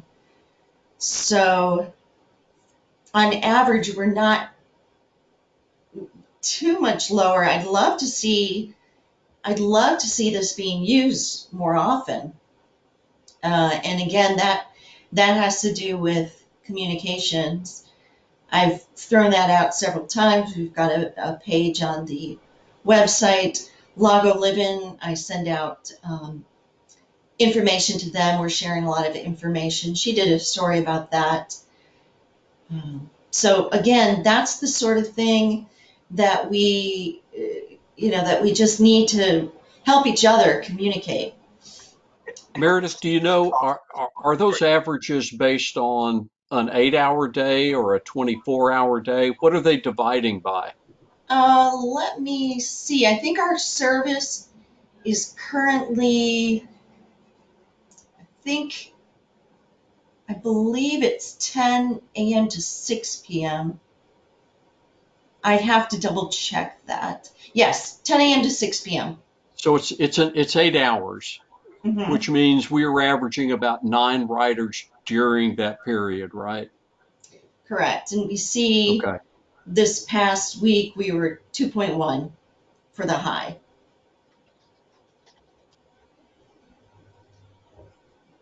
But the 9 riders are, let's say it's 8, it could be actually 4, and we're just doing a to and from trip. Would that be accurate as well to how the numbers are portrayed? I would have to check on that. I can't speak to that specifically. How many people in Lago Vista would you estimate? How many different people in Lago Vista would you estimate use the service? Demographically, or Just how many Lago Vistans? How many people in Lago Vista are riding that a day?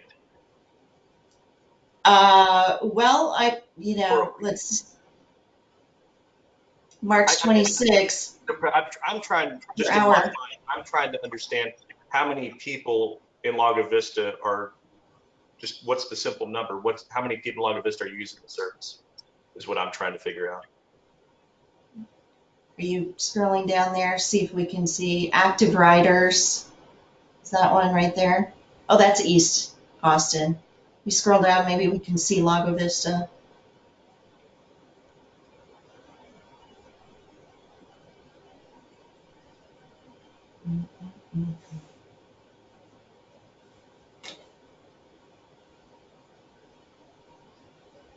Okay, so Lago Vista looks like, March 25th, 12, it says. And do you know off the top of your head how much we pay to Cap Metro per annum for this? I do not. I do not. I think the number I heard is $150,000 per year. Does that sound? I thought it was higher than that. I thought it was Yeah, like I think 500,000 when I our think it's last conversation. Yeah. 425,000 is what I remember.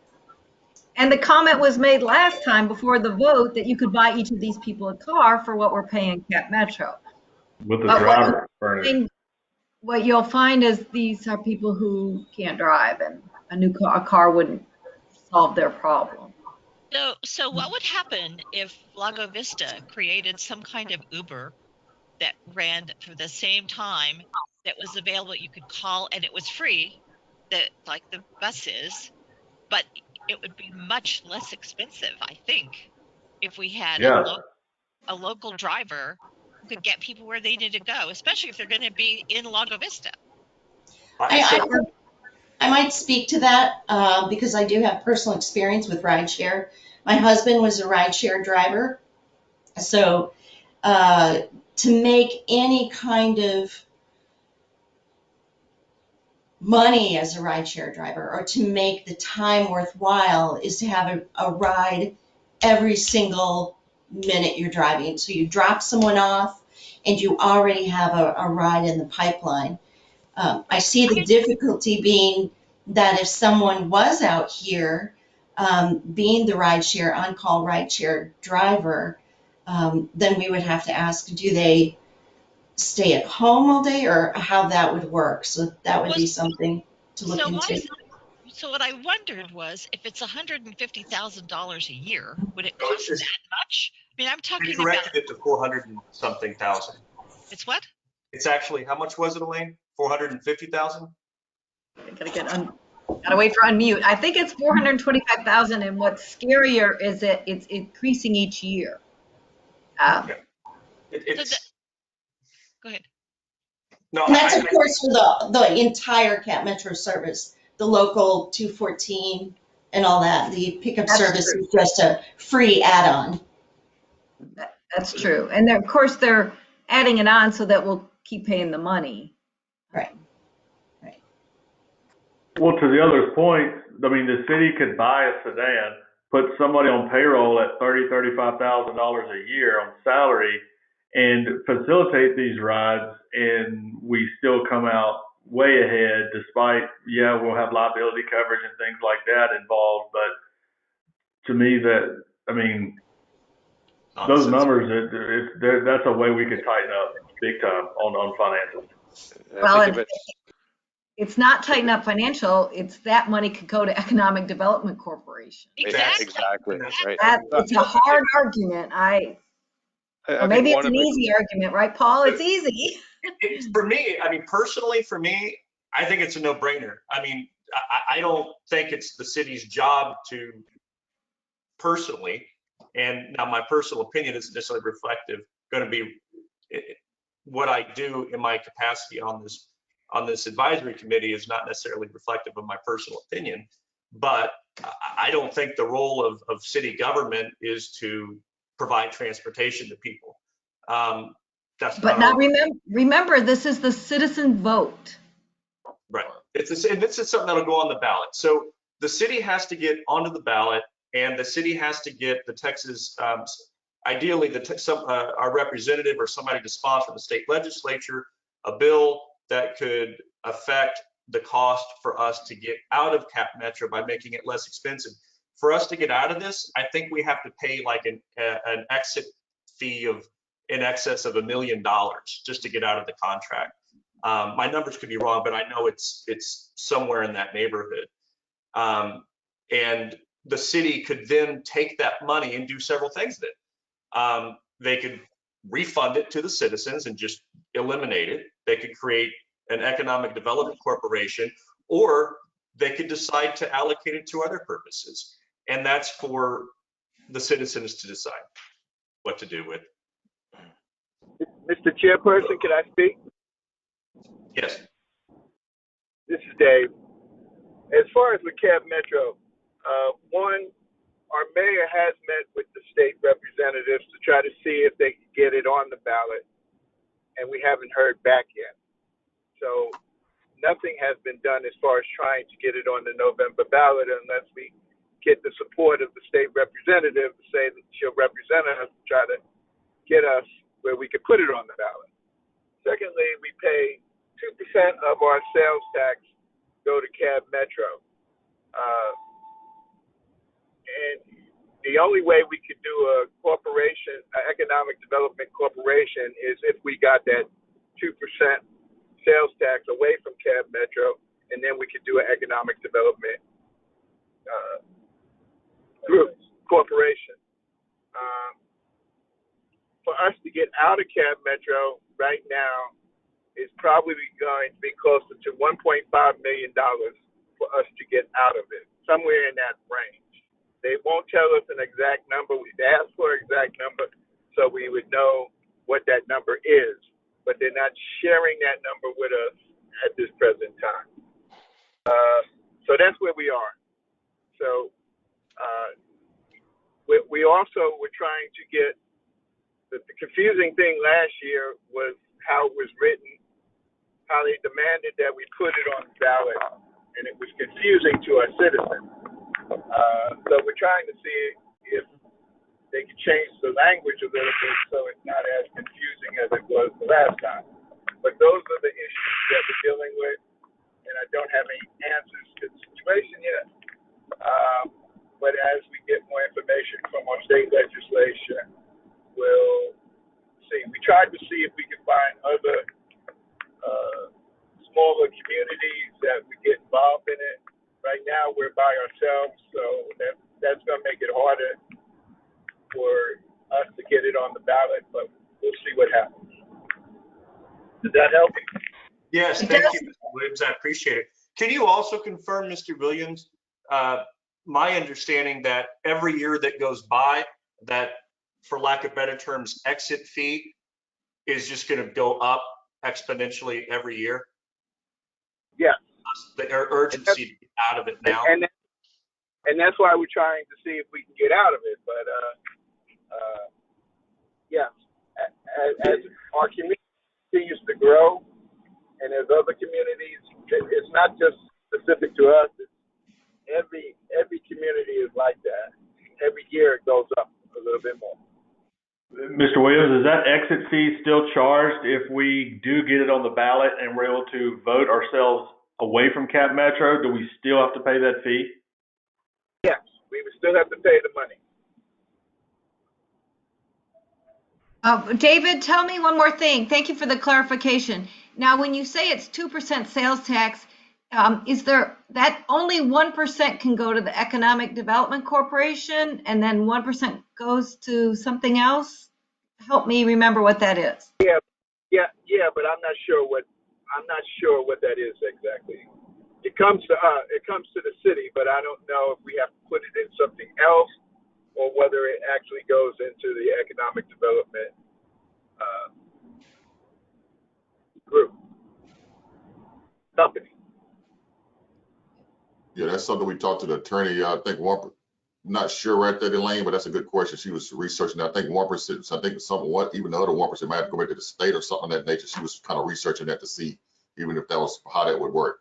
But also keep in mind, you know, Cap Metro is in other cities that I work. You know, it always became political. I mean, so we could it could sell to the citizens, not be a political thing. You know, as far as when you put it on a ballot, it makes sense. And keep in mind, it's even more once you get out, they're not going to give you a discount to get back in 15, 20 years down the road. You get 30, you know, we got this population. Now we need a transportation system.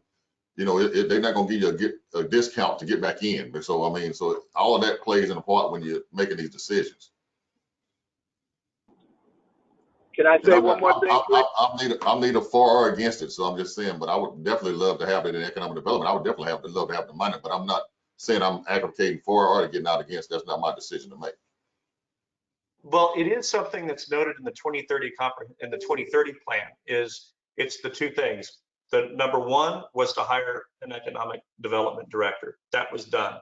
The other objective in the plan is to create well, at least it reads verbatim, evaluate the feasibility of establishing an economic development corporation. The task leader is the city manager. Milestone, coordination with the Chamber of Commerce. Benchmark is reaching a decision. That's on page 124 of the plan, or the PDF version, page 130. Correct. So make it clear to me why the metro thing is causing us not to have an economic organization that gets money. I don't understand that. I'm trying to understand how, yeah, Robin, I think along those same lines, like the city of Round Rock has an economic development corporation and they appear to be Cap Metro, you know, customers. Is it a matter of a lot of money that it takes for both? I think it's a function of sales tax, isn't it, Eric? I mean, you can only use the taxes for certain things. I mean, I think if we're talking about, you know, what we want to accomplish on this group, maybe, you know, that the research subcommittee, Sure. you know, that might be a good thing for us to research, because I'm not entirely sure that it's an either or. There should be a way to do both. There's obviously cities that are doing both. It seems to be like two things that are not related to each other somehow are causing. Well, Brian, does Round Rock have a bus? Do they have a train? Well, they have Cap Metro service. I mean, there's Cap Metro buses that drop people off at the Dell campus. You know, they have Cap Metro buses that take people into Austin. You know, they were talking about, you know, trying to figure out, you know, some sort of gondola or something to take people to the Domain. I mean, there's some services. Is it possible for us to? I mean, I don't know I need to research that, Brian. Brian, you're correct. I think I remember, but I don't know if Round Rock might have a contract with Cap. They're not a part of it. I think don't quote me on. They might have a contract. Yeah, so I don't know if there's the agreement between the city and Cap Metro. Is that, can we review that in or Dell? You know, yeah. They do have 4 routes. Round Rock has 4 Cap Metro routes. And an economic development corporation. He's right. Mm-hmm. So it has money, yeah. So can I? This is Dave again. One thing we did research. If we get out of the Cap Metro contract, we will still have the contract with Cap Metro, because we were trying to see if we could do chart or one cart service or one of the other services that's available, and they all have to go through Cap Metro to service a city. So we would still be dealing with Cap Metro. We just would have to contract under a price Right. because we negotiate directly with carts or carts to drive their vehicles up to Lago Vista. So it goes through Cab Metro, even though we're out of that contract. So that's So the strange thing itself also. You lost me on that. You're saying if we no longer have a contract with them, we still have to work with them? The way they told the mayor that if we went to cart, if we were doing cart, that the cart vehicles that would come up here we'd still have to negotiate through Metro to get that to happen, because that's how it happens in other cities. So what Elaine just said about there being 4 routes to take people somewhere, they've contracted with Cab Metro to do that, and then they still have their 2% monies to start an economic development corporation. The purpose of an economic development corporation is that then then that corporation can negotiate for different grants. And if you're trying to build a civic center or art museum or something big, it works to the benefit and the tax abatements that go to development corporation of so much more that we can get done. So that's the purpose behind having an economic development corporation. So, but excuse me. Okay, good. Go ahead, Robin. What's the relationship between Metro Bus and the Economic Development Organization? Why is there a relationship between those two things? It seems they're totally not related to each other.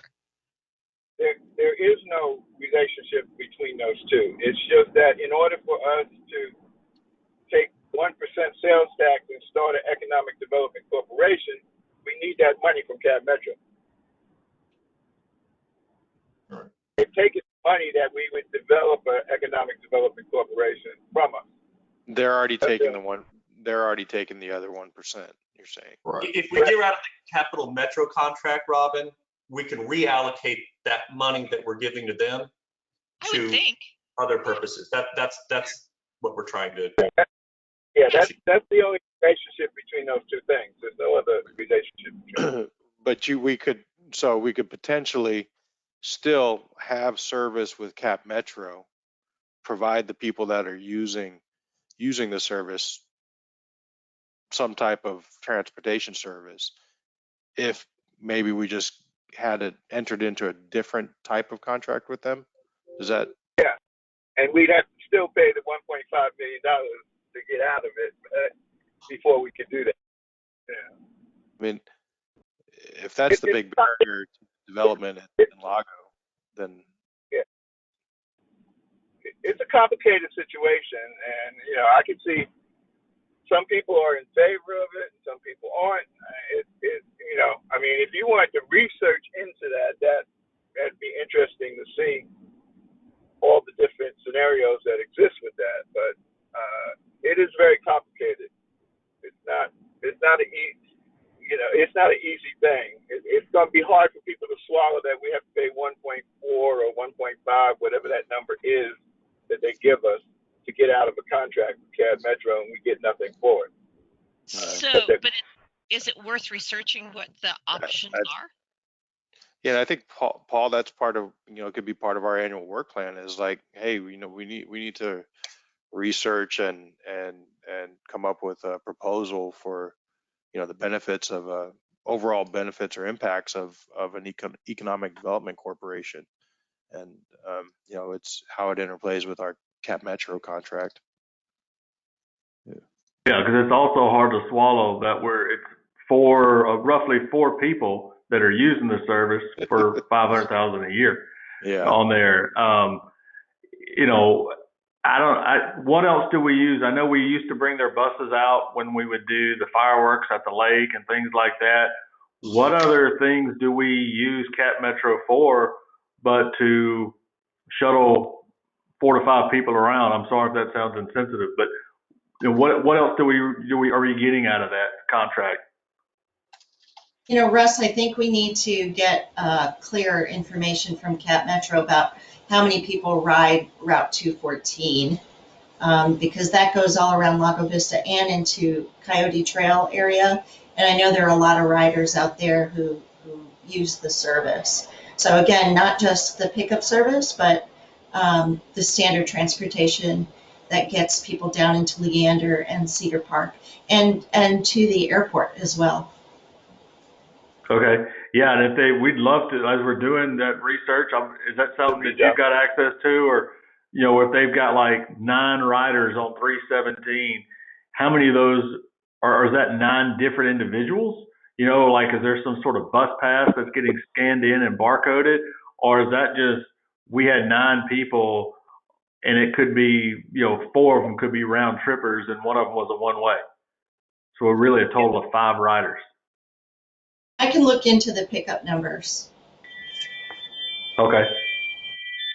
We Thank also you. do research as far as, during this time, even when we think about getting out of it, what can we get out of the service that we do have now? Are we getting any bang for our buck? I mean, when I was in Leander, the mayor went crazy on Cap Metro and was talking about getting out, put on the ballot, and then they extended this train service to the weekend. So people now love to go down to Austin and hang out and come back on. He made them do something to benefit them a little more. Of course, they still paying a high price, but at least they got more than what they were getting at first. Maybe we need to speak with them. What more can we get? But we've got 4 people on this thing and we just paying this enormous amount. I know we might want to get out, we might not, but what can you give us? Can you give us, what more can we get, Yeah, Eric, I agree 100% on that.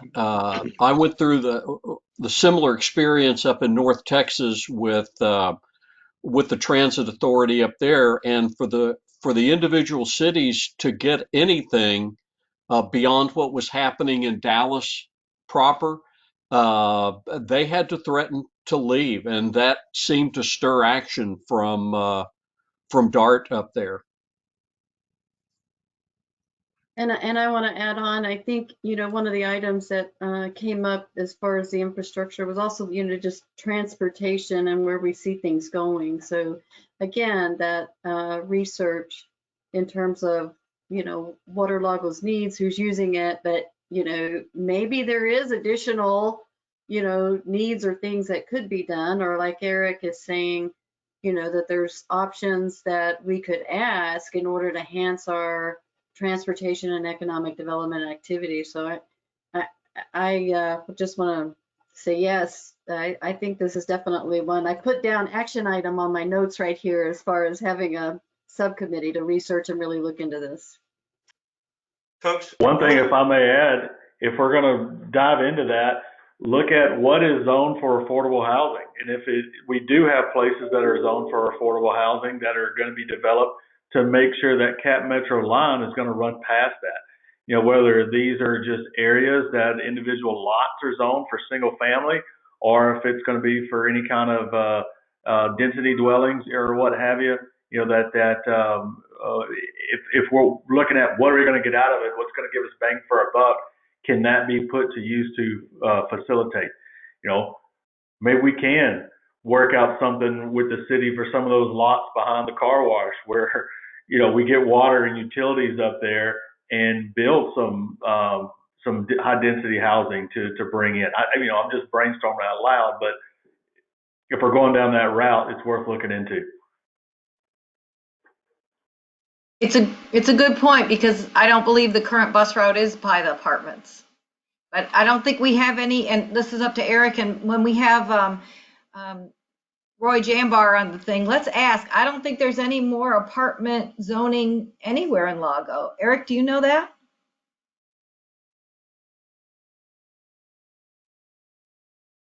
Not to my knowledge. Councilman Williams might know some, but you're correct to my knowledge, Elaine, at this point. There are still a lot of R4 lots that apartments could be built. But we haven't had any more apartments that have come that way. One of the things from a city council standpoint is trying to look at the future land use map. And the city is trying to study that and see.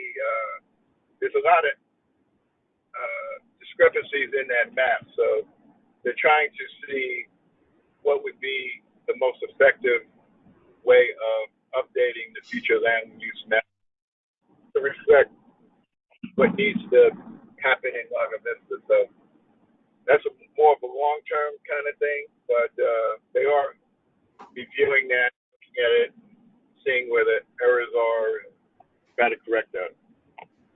David, Paul Roberts here. Question. Right now we have the Charter Review Committee underway as of last week, and that's there's a mandate that we have to go through that on a regular periodically. Is there such a mandate for the comprehensive master plan to which the future land use map is a part of? And if so, when is that supposed to take place? We're trying to figure that out right now. So hopefully we'll have the comprehensive updates done and be able to present it to P&Z and to council in the month of May. One of the things that we were talking about before you were able to join us is some of the different things, David, that our advisory committee, some of the different aspects of our role. And, one of them does seem to be center a little bit around zoning needs. For example, the need for more commercial lots. And I feel like there's members of this committee would like to be able to make some recommendations to council on perhaps where some zoning changes could be made in the future land use map. You said just now that there might be some recommendations made to P&Z.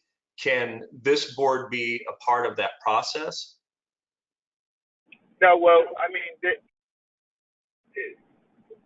what's being recommended to P&Z and to council is not changes to the future land use map, but just a goal that somewhere in this year or somewhere in the next year, we have changes to the future land use map. I mean, okay. What's happening now is just researching and seeing what the old one looked like, what the new one looked like, and see where the changes were made and why they would change this way or why they would change that way. So right now, only thing that's being done is research, but there's not like going to be something that goes to P&Z saying change the future land use map to this. They have to study it first. Do you feel like this economic development advisory committee should play a role in making recommendations for where economic development should take place in the city relative to the future land use map? Well, that's fine. Yeah, okay. You would just make those recommendations and go from there. Yeah. There's nothing to stop you from doing that. Yes. Okay. That would be helpful. Okay. So to members of this committee, is that something? The more information that we have on a particular subject matter, the better off it is for us to be able to make decisions that make logical sense. So, I mean. Okay. There's no problem with that. To the members of the committee, would you guys be interested in that? Do y'all feel like that's something you would want to do as part of an annual, some point, is have a look at the future land use map and make recommendations pursuant to our efforts toward, promoting economic development in Lago Vista? Yeah, I'm down. I mean, I like playing Sim City when I was a kid. I like it. Let's do this. I like Age of Empires personally. Yeah. my thoughts regarding, I think I mentioned like an advisory to council, subcommittee, but then of course aided by the rest of the committee, was that in fact, in terms of, I think, yeah, Sim City, Russ, let's go to it. Yeah, let's make it happen. I'd like to just suggest real quick, would everybody like to take a 5-minute break? Sure. Yeah, I could use one. Okay, so let's adjourn for five minutes at 11:22, And let's just call it, we'll just all be back here by 11:30. How about that? Okay, see y'all all in a few.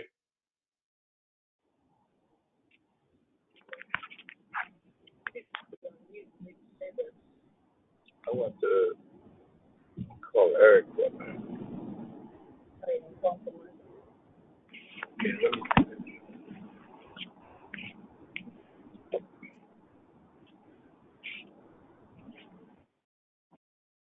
Yo, he's calling me.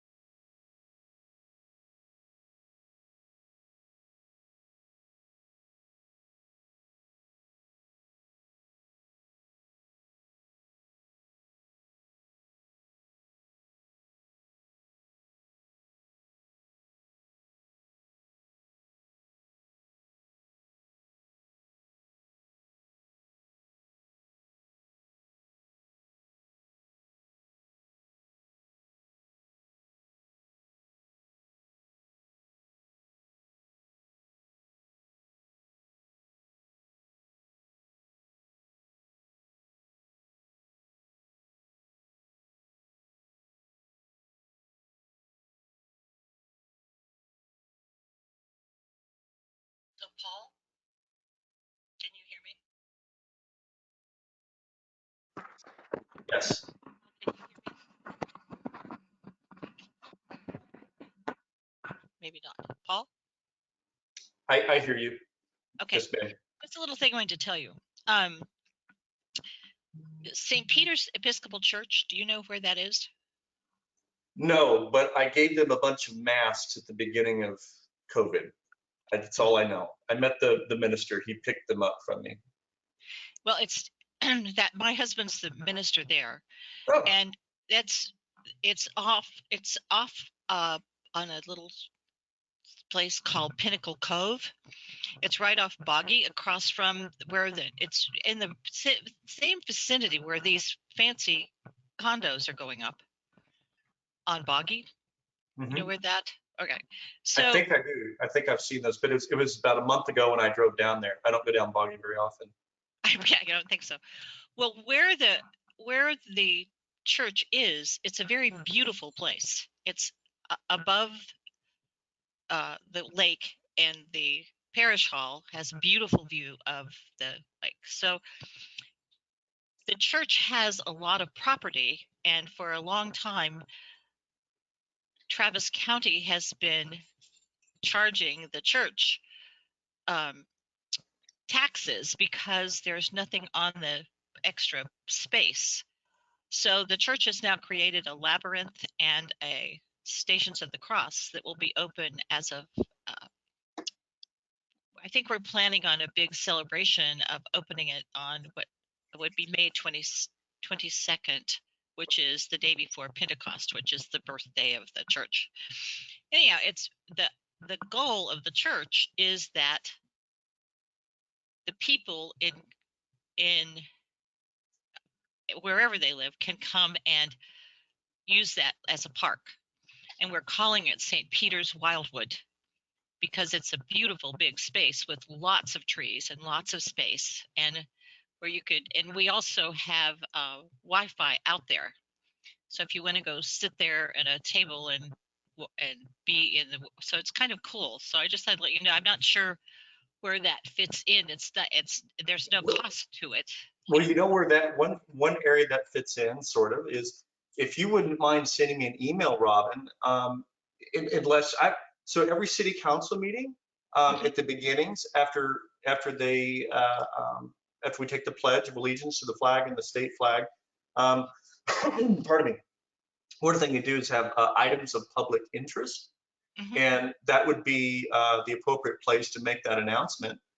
Lately we've had between 40 and 60 people at the city council meeting, so people can talk about that.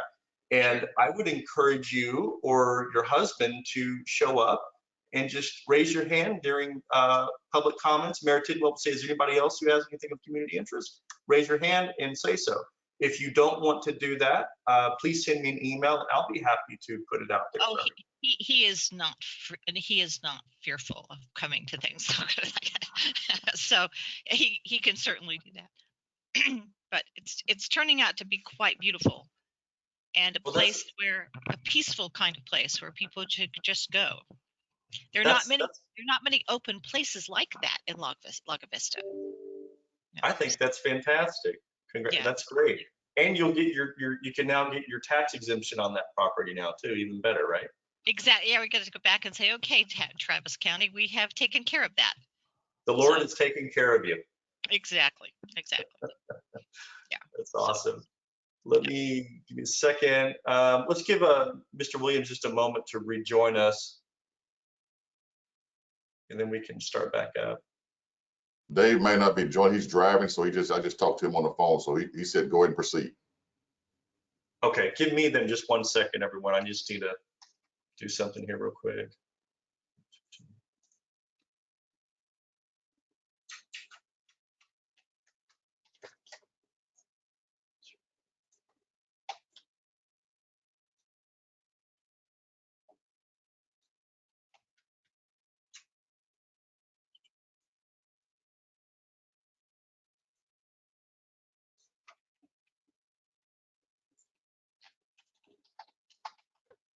Okay, I'm reconvening our meeting. And who was speaking last? And do you want to pick up where you left off? I see a link in the chat from Meredith. So Meredith, would you like us all to click on this? Yes, just that was in reference to making comments at city council meetings.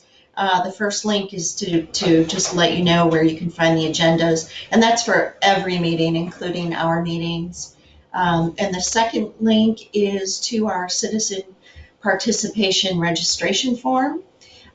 You can fill this out and send it in prior to the meetings. And you can have someone else read it, mayor can read it, or you can come on and make your comments for the record on the computer. As Robin says, her husband's not afraid to get on and do that, but you can do it either way using the citizen participation registration form. I would just add, Robin, that if you forget to do that, you can still speak, but they certainly appreciate it when the forms are filled out so they know.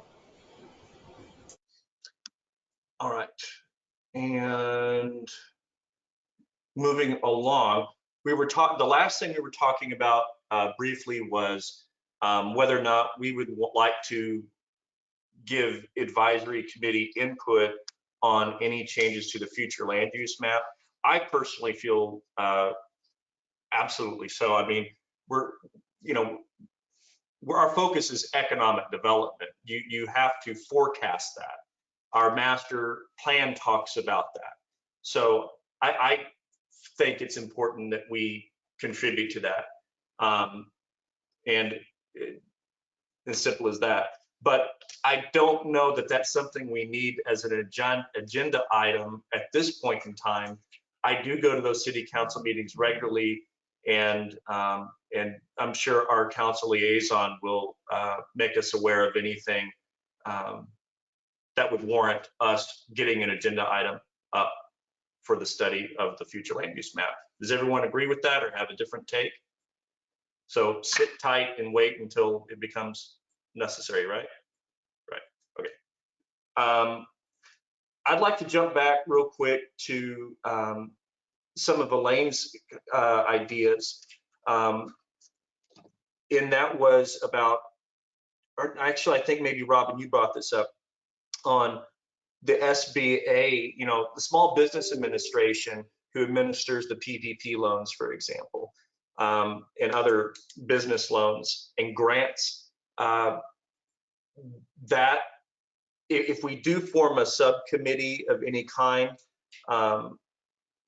for how to support employers, I think it'd be important to, when we look at those resources, remember that the SBA is probably the biggest resource elephant in the room for helping small businesses. Just want to get that in there. So I know Norma is making notes there. And then Elaine, you had brought up, excuse me, I know with you leaving, I think this will be your last meeting on our committee. Is that right? I think, well, I'll be here. Are you having one around April 9th or 10th, whatever that second Tuesday is? We are, but David Williams is going to, at this Thursday city council meeting, Okay. he's going to nominate Don Jondro Okay. back to the committee. So just kind of bring you guys up to par who don't. So with that, assuming that happens, Elaine, this would be your last meeting. So That's correct. make notes of anything you think of, because we want to hear everything from you. And I would encourage you to please, if your schedule permits, join us as citizen. Keep coming to our meetings, please. Well, thank you. I'd be happy to do that. I have to remember, because I'm not going anywhere. I'm just going to be here in Lago. I'm just going to hopefully have more fun, do all the fun things that the retired people in Lago do. I made a list. We talked about apartment zoning. I'm thinking about these hotels. Those employees are going to have to live somewhere. It's very difficult. It's hard to hire employees here. And the fears of the affordable apartments that that were cited in some very strong town hall meetings have not seemed to come true. Maybe I don't know, but and when I talk to them, they're full a lot. They get a lot of chamber guides and maps to try to sell the apartments. Do you know the vacancy rate there? Do you know the occupancy rate at that apartment complex? Not as a percentage, just they Like, are tell they me full? they're full. Every time I talk to them, they're full. Now she said, well, we got a couple that aren't paying. We're going to have a couple more apartments open. We got a list. You know, we just juggle them around like you would expect of any apartments. What I don't know, and you know, you guys go ask Danny Smith, was it a crime? Is it a crime place that they were worried about, or is it? I don't know. That was Which apartment place are you talking about? The one on um, Boggy? the one on Boggy. The only Boggy. is that that's not really the only one. People have corrected me on this. It's not the only apartment building. You know, if you count the overlook ones at the end of Dawn on the circle, those are apartments from way back. This is Right. just our newest apartment complex, unlike the way that was built. So I just think maybe we need some more if we're going to get hotel people. And I really think it should be on Dodge, where the hotel's going to be, where the grocery store is. People could walk there, but all that's zoned for single family. And unless we get an economic corporation or a realtor that would want to join a bunch of lots, and then you'd have fighting with the houses that were there. I mean, it just seems like apartments should be right here by the grocery store. And in normal towns, they have commercial and they have apartments and they have residential beyond that. But our town was laid out different, and it is a challenge. I also want to know, Eric, is the Lago Vista Marine, you know, has that new sign up that says Edge that they're going to sell. Is it true that there's gasoline tanks underneath that building because it used to be a gas station, making it something called a brownfield contamination zone? Is that a fact, or is that just people come in here and tell me stuff and I don't know if they're telling me the truth? I thought it was dead bodies. No, that's the first I heard of it, Lane, so I have no idea. I don't know. You know, I mean, as I've heard far that, as it's considered the best corner in town because all the cars go there or turn down yeah. Loman or go on 1431, and to hear that there's a problem is awful. Our chance of getting a fast food place there just went way down if that's true. See what you can find out from Roy if that's a If they want brownfield to develop it, contamination. I mean, a developer with money, they could remove the gas tank. I mean, it costs some money. It's not a big deal. Yes, If they want to really develop, they remove that if that was the case. but there's Right. there's Is a it? lot of cleaning. It's a pretty expensive deal to take if they're there, to take them out. It's a big deal. But I've heard And that that, from other people, not just from this. So I don't know if it's a rumor or if it's true. It's interesting. I will say in regard to brownfields, again, this goes back to having the bandwidth or the capacity to do research. Um, Back in my past, my family had to deal with some of those kinds of issues, and they're not overcomable. In fact, there's actually money from a lot of cities that you couldn't normally tap if you didn't have a brownfield situation. So in other words, the brownfield monies are sitting there, they're trying to get people to use them, but you got to know about them and attach them to developers and, you know, stuff like that. So again, you know, that goes back to having that research arm, right, for project focus on right. top. There was a thing called the super fund that had money for that years ago, but I think that's way expired. And once again, I'm at the edge of any knowledge I really have on this. They replaced it, Elaine, with brownfield monies. At least I know, you know, in South Texas, and it did seem to be county by county, by the way. So you'd have to do the research and see what they've done here. Huh. Well, you know, I don't know if that, I hate when there's always, for every lot there in a place that you can develop in Lago, there's a story that makes it harder for development. That's what I find. That's what we're here to overcome. That makes Eric's job easier if he can just have a map of all the commercial places. We haven't talked about materials, but I always think Eric needs a map that has all the commercial areas. Do they have sewer and water, and where he can build or have someone else build. And you know, I've done the chamber guide. We didn't used to have one of those, and I've done 5 of them now. I want to feature the Sunset Park on the next one. Well, or tell the next person to do that. But that has been a great sales tool. I think our town is more known than it used to be. certainly by travel, not just people who travel here. I will tell you the HEB rep that did come and visit said, we're not ready yet. We are well aware of your area. The guy who's the land guy's parents have a rental place in Point Venture. He comes here all the time, and we need 100,000 cars on our road to be qualifying for an HEB, and we only have 18,000, so it'll be a while. So you can squelch that rumor every time you hear it. That, hey, the 18,000 quantified in terms of days, weeks? It's called average vehicles per day, AVD or something in the book that I've had that shows all the franchises and how many cars they need. So there's a man, his name is Officer, I think you'd say Postel, Postel. Oh, sorry. Oh, and Anna left. Now I'm going to put you on mute.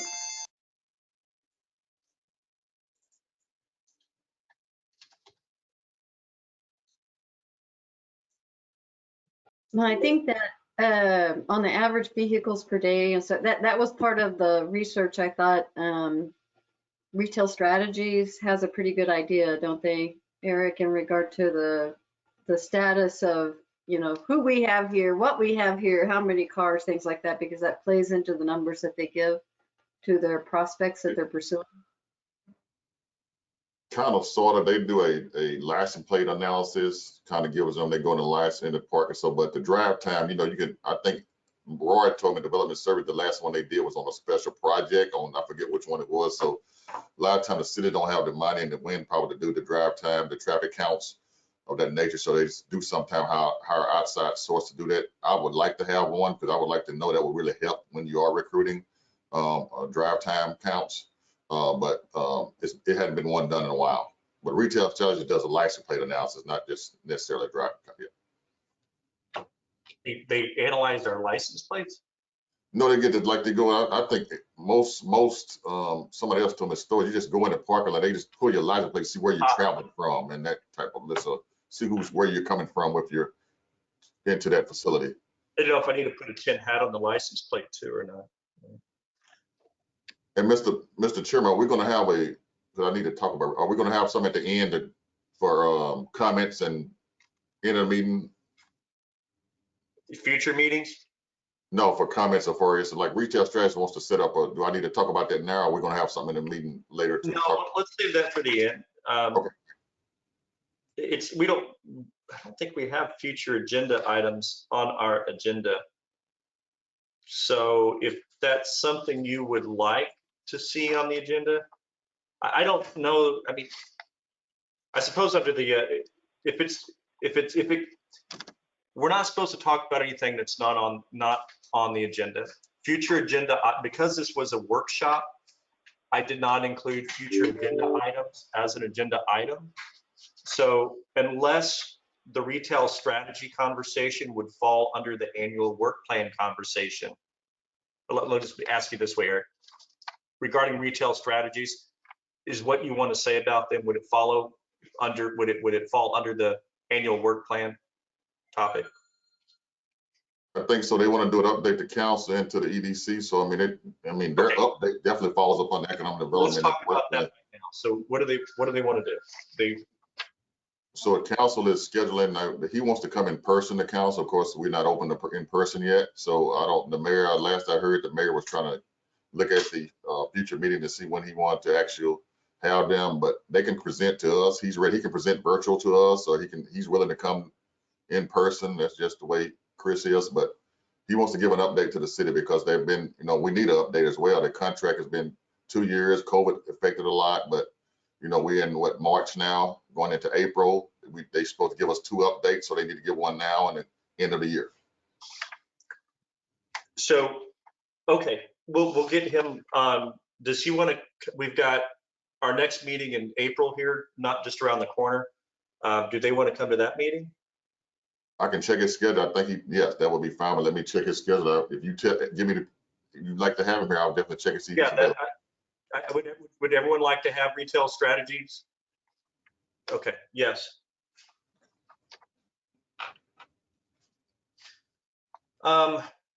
And Paul, by the way, I think we mentioned something about retail strategies in our last meeting. You know, so there was already in our last meeting minutes that we are going to approve or table until then. We wanted information from retail strategy, so that works well. Okay, thank you, Norma. Yes, Russ. Hey, before we get too far down, speaking of Lago Vista Marine, I know he's mentioned that he wants to stay in town. I'm sure, hopefully, everybody's already aware of this, but finding him a place to land would be great, to keep him in town. For what I understand, correct me if I'm wrong, he doesn't own that lot. I think he's leasing that. And the owner's like, hey, we're not renewing your lease, and obviously Dee Dee's, and that's closed that down. But I don't know if Dee Dee's wants to reopen somewhere else, if that's something worth reaching out on. But definitely Brad, that's huge, and what Lago is, it fits very nicely his line of work and what we do out here. He needs, I mean, that's such a great location for him, 18,000 cars a day. You've got that's a shame to see him have to move. And, conversations on commercial lots, future land use, rezoning, maybe properties along 1431 or the Bronco Lane, as Elaine was pointing out. Bronco is that parallel road to 1431, and they want TxDOT doesn't want to see the driveways on 1431. Where are we going to find, you're going to be pulling your boat, people having a boat shop up by the airport atop those hills, that isn't going to work. Yeah, doesn't work. Doesn't work. And that's another we've got all those unused lots because of infrastructure. You pick your spot wherever you want to do that. I mean, can the city go in and look at purchasing some of those and changing them to high density and putting another apartment complex in, somewhere?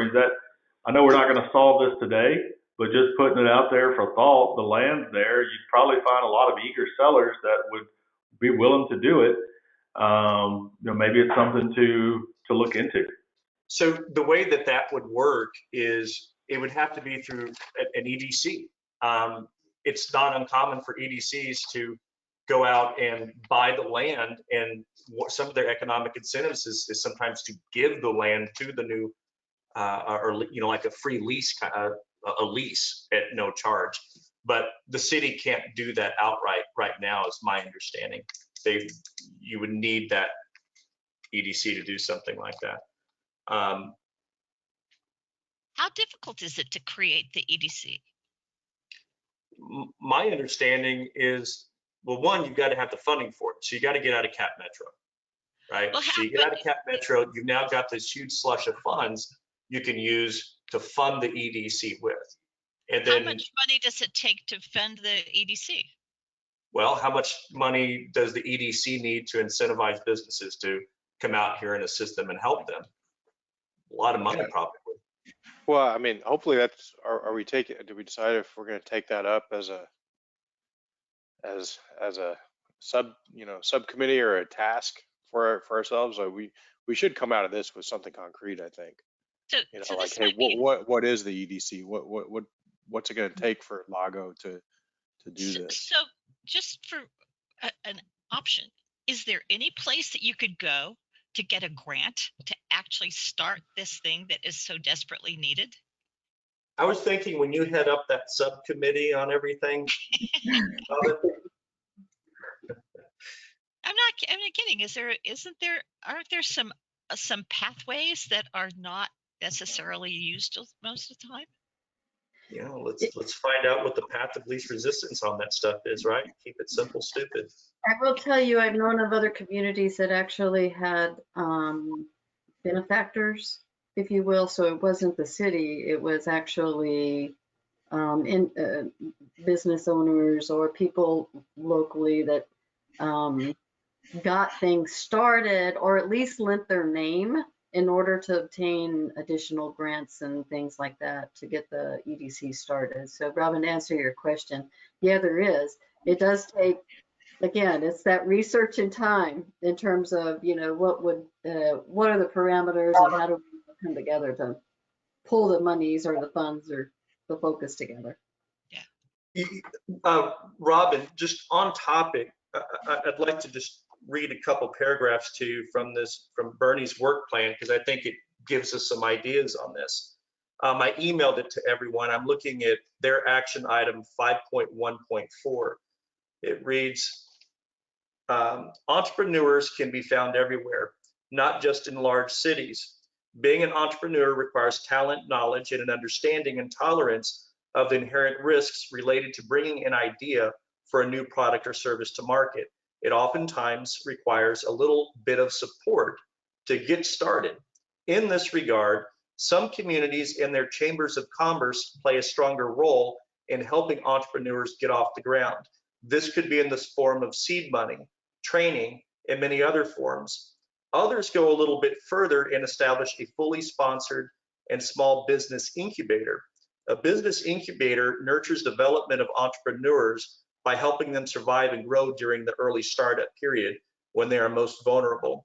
These programs typically combine low-cost office space, fully equipped for a small business, with business services and education tailored to young firms and entrepreneurial individuals.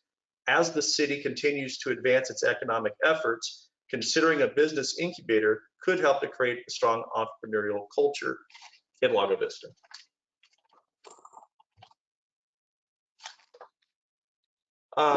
Yeah, Paul, I think I had forwarded some information to you earlier about an incubator program that they ran in Addison, still running, called the Treehouse, which was exactly what you're describing. The city found some very low cost commercial office property and arranged for startup businesses to house there at little or no cost at all. And to support that, they also built a network of mentors of different types of businesses that could help these new entrepreneurs start up and maybe avoid some of the traps that they would fall into without someone helping them along the lines. It's a great model program. As well Would you as, mind forwarding that? I'm sorry, Norma. Would you mind forwarding that to all of the committee members, Gage, so everyone has that? I And was Paul, gonna, go ahead, no, but I'm sorry, Eric. I'd like to have talked to the city. Well, when Josh Ray was here, we talked about purchasing land. So to answer your question on that, the city, you don't have to have an EDC for the city to purchase land. The city can purchase land and dedicate it for a business park or economic development growth. They cannot purchase land and say, we're gonna put Paul Roberts retail shop there. That's a citizen, would have to come in on and make that. So it's a citizen-led thing, but the city can buy land and for that type of use. Now, I think it'd be great. I think the city bought a golf course, as you know, remember in the past, you know how that turned out. So the city can buy the land, but it just can't be, for a particular individual. But they can say for a business park, for development. And of course, if the city, it would make it much easier if we own land. I mean, if the city owned the land, I mean, we could kind of incentivize that land. That'll be the negotiating ticket of that deal. We can give them the land if it necessarily needed, if they needed it. But and also when we talk about these corporations, the EDC corporations, which I know Norma, Brian, Russ, and Elaine probably knows pretty well, but type A corporations only can be used for certain projects. Type B corporation can only use for certain projects. I like type B because you kind of can use type B to include some of the type A. So just keep in mind when you're talking about these corporations that they are specific of what that money can be used for. So yeah, I mean, like type Bs, I think are you use the money to fund infrastructure improvements, and that's again, it all kind of goes hand in hand, right? We're talking about infrastructure that we desperately need here in the city, so we need to utilize those as best we can. Going back to the incubator concept, I know a lot of the tech companies or the tech startup companies like to kind of incubate in like a personal residence or whatever. They just have the startup team, 7 or 8 people, and they'll just live there full time and work full time on whatever they're building. How I guess one thing we probably want to look at is our, I guess, is our zoning or our regulations, you know, do we have, you know, is it conducive to bringing in those type of incubator concepts, right? So beyond, you know, an office space, You got to have the could- talent pool.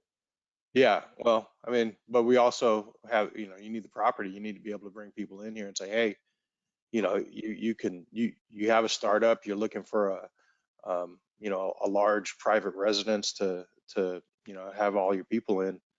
You know, do we have the zoning or the regulations to help bring those people in?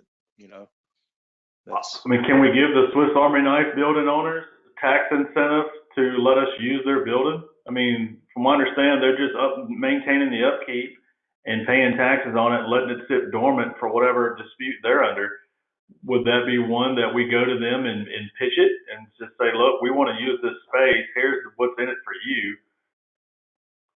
You know, So and if I they don't actually, do it, let's go to the next empty building. I actually know that individual, and he's just not interested in selling it. I mean, everybody has you know, a price. I mean, but Well, not selling not it, selling but it, lease let it. them lease it. I don't think you'll find any traction, honestly. Russ, Okay. let me say this on that. Paul, you're probably right, but Russ, I mean, it's worth a conversation. I mean, the village guy, when I came along, and I'm like, why is this building sitting 11 years? And the feedback I've got was the city is hard to work with. We don't want to work with them. I don't, you know, we tried before, they shut us. So I had to build that relationship with him, and the relationship building opened him up. And then of course we did a 380 with him, but it's worth a conversation. Paul might be right, but that's what this committee should do. We need, I mean, if he tell you no, he just tell you no, on to the next person, but it's worth a conversation because a lot of time, like I said, he was adamant about not doing anything that big because he's getting a tax write-off and it's sitting there empty right there, but he had other problems. He wasn't worried about Lago Vista Village just sitting empty because he was getting a tax write-off from it. But once he starts saying the city want to be involved with him and give him a 380 agreement, and once I will say this is 4 tenants that he's about to meet in his 380 agreement, 95% of that sales tax rebate he's going to get, he got to put back into marketing that facility and Lago Vista. So it's a win-win. So I wouldn't shut down the conversation, Rush. I mean, if you think they're good, it might be no, but it's worth a conversation. We just got to remember and know what we can and can't say, because obviously we can't speak or negotiate on behalf of the city. It would be just a, you know, wet your mouth conversation and then, you know, pass it on to, I'm assuming, Councilman Williams or to you, Eric, or where would step 2 of that conversation go? Just put it all on Brian so you can negotiate on Brian's behalf. Just don't put me in it just so you know. No. Yeah, I mean, it's actually you can. I mean, you're a part of the EDC committee. You know, you signed the agreement. You signed with the attorney of your privacy and privileges that you can say. Just don't represent the city in a bad way. I tell you, it's pretty. You know, it's a gray area. You know what to say. You in real estate, Russell. You know, you're not going to mess that up. Don't promise anything, but yeah, it's definitely a conversation because you're a part of this committee. Okay. If All right. Paul Yeah. knows, but Paul knows the guy. I mean, I just sent him a text. if he says no today, he could say yes in 6 months, and we could do public-private partnership. And, you know, he got to keep his sign up, and so he put the cross on there to get exemption. And I know he does not have a good view of our city, but we need to tell him things have changed and they're better. And everybody wants to lease that building. I mean, people ask about it all the time. Well, or I think we would help, you know, maybe bridge, right, or help that relationship along. I do want to say that in San Antonio, there's a facility called Geekdom. Have any of y'all heard of Geekdom? Geekdom is probably one of the tops I would call in terms of the concepts that we're talking about right now. To include that in the past, and I'll have to look, they actually had grants for other cities to start their, you know, monies to lend to these types of facilities. But the other is Geekdom was put into place by the owner of past owner of Rackspace, and he's a commercial developer. And so again, looking at that, if we want to see how a course, San Antonio demographics, right, much bigger than what we have here in Lago Vista, but we can see how it may help, like the owner of that particular space and the city and the community and the work, they did a good job of really creating that space as an economic generator within San Antonio. And they've done it in other areas as well, but through those grants. The other building is what's known as the Old Hanley Building, which is an insurance company here who could have mentor and incubator resources. But that's a great big building, and I don't know what it's for sale, if they would lease it. I have a contact there, and or somebody represents from the company, but there's a lot of offices in there, I think. It's the one that's between, what is it, Dollar General and Sonic or something in there. Also, They we were have going to sell it before, because we actually talked to the brewery, the guy, the representatives for the brewery looked into that building, but of course the terrain on the back, it had a couple, I think the development service director had a couple about the tension, the flood plain that it was that type of thing, but he was supposed to sell then. Now I don't know if he changed, but yeah, they were looking into it at that point in time. now the brewery guy though picked the corner behind Sonic, but the Hanley building is I think we used to be insurance offices. So it's like past Greg Engineering or whatever. I wonder how they would feel about leasing to some incubator that, because they tried to sell to that company called Live Pets. They were going to make vitamins and minerals for dogs, cats, and horses, but they turned to be, they say it's a city. I heard they weren't nice people either, but that whole deal came and went and never got finalized.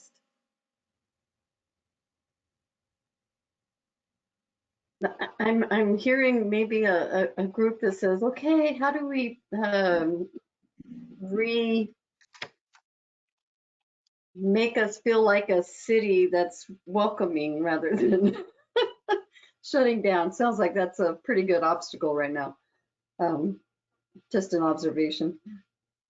So I think your idea of the research group, I think that kind of research would also be helpful. Many years ago, when I was very young, I went to a group in New York City called the it's a women's organization to help you start businesses. And it was free. You could go, if you were out of state, it cost you $25. And they had various really competent people, whatever you had that you wanted someone to help you with something, they had someone to do that. And I had some of the best help ever.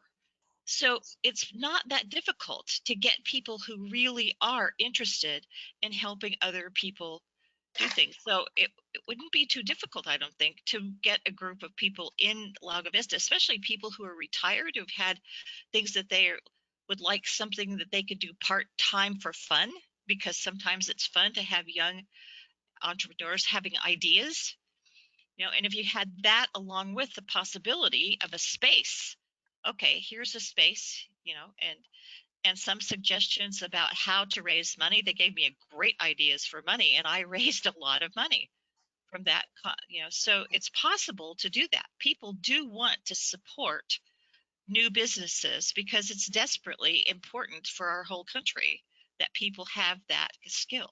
So maybe we could do something like that.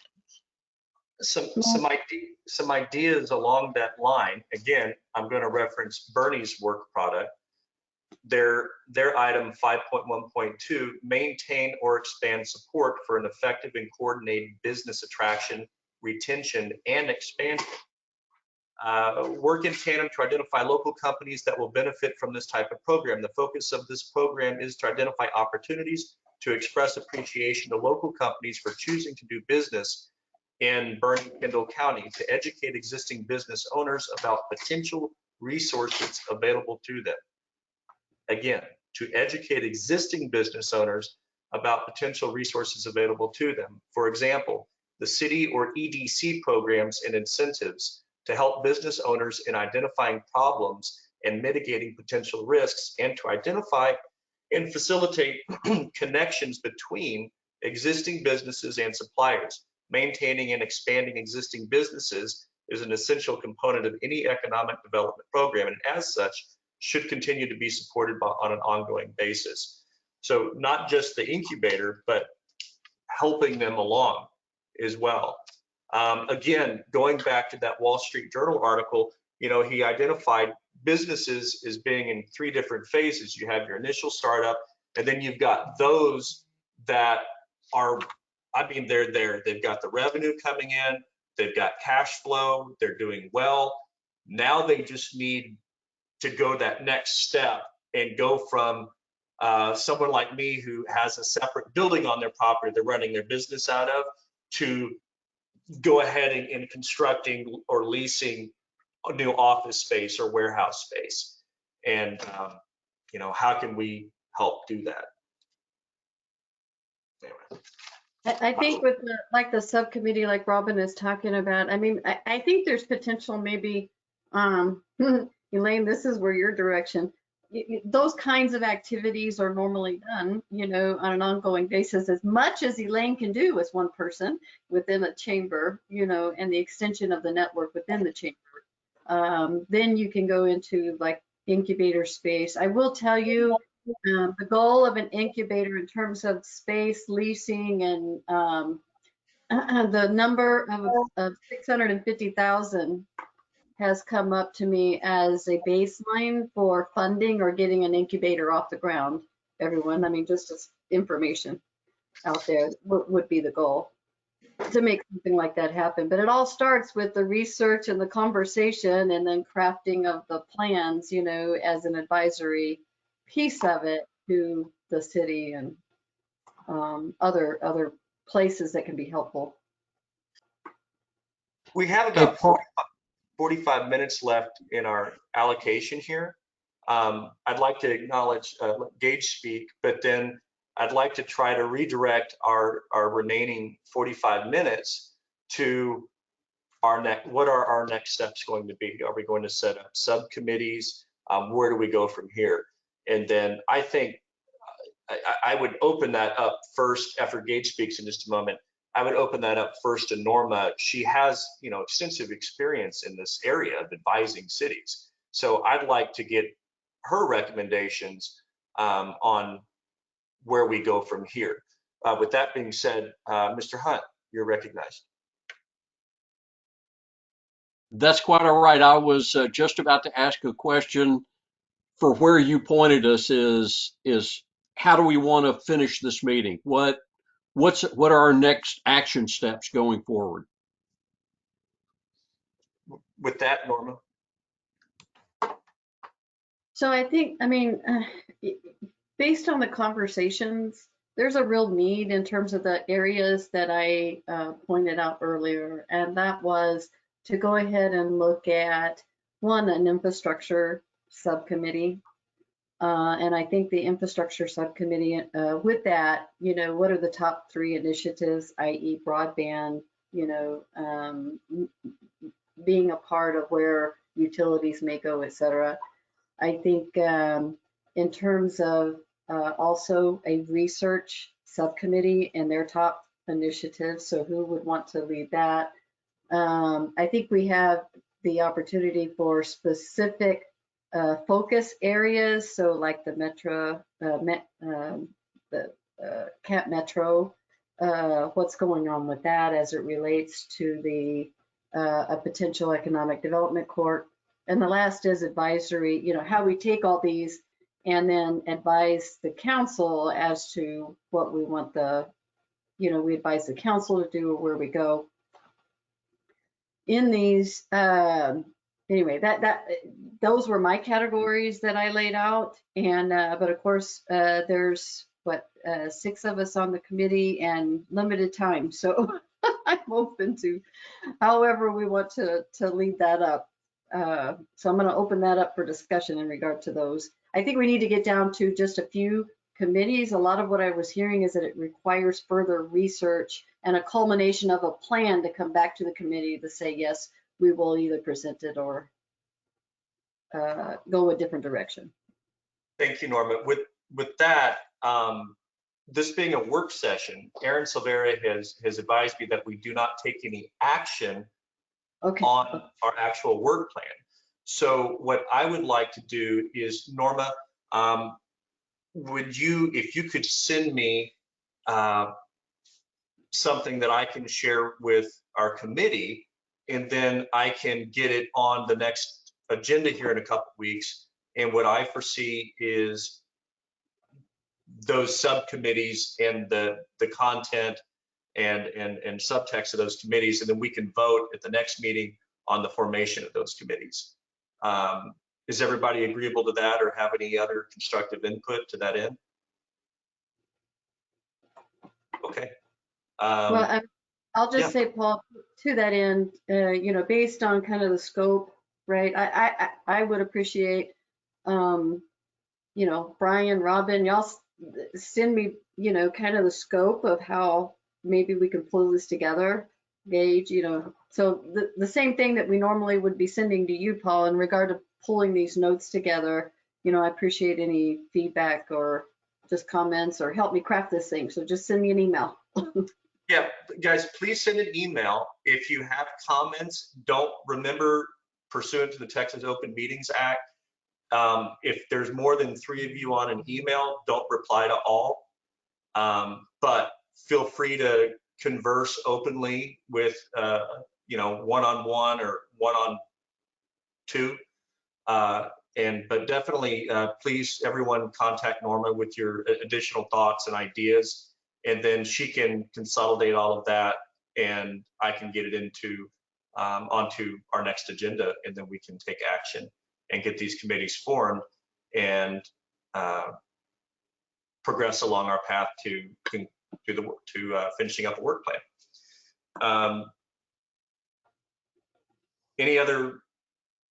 Wait for Elaine. She's pulled aside for a second.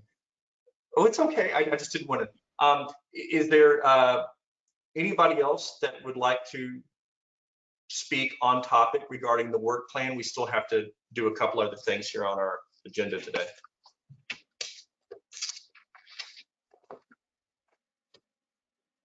If there is no more conversation on the workshop, then we'll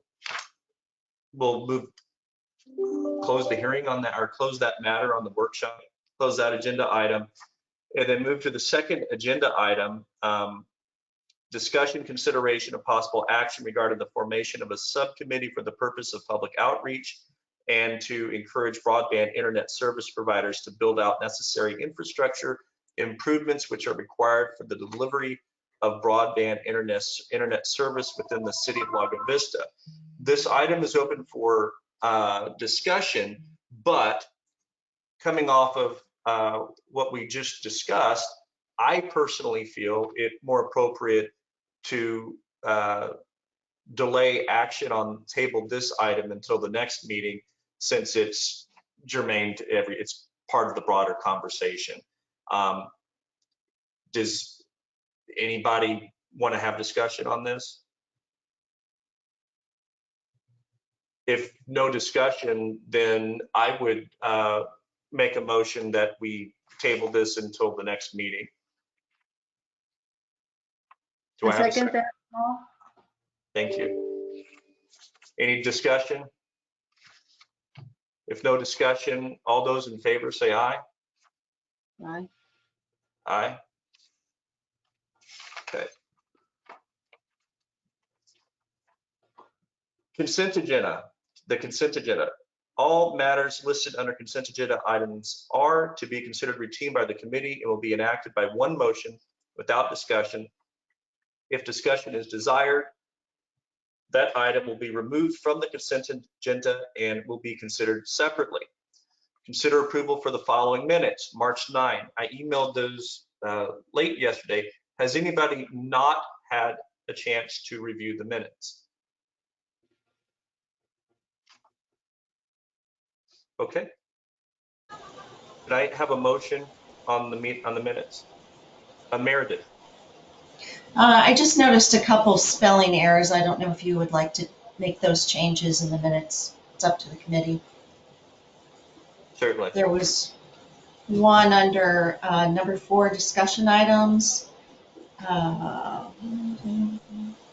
Number 6, Robin made motion discussing 2.7 through. It should be, and it says though.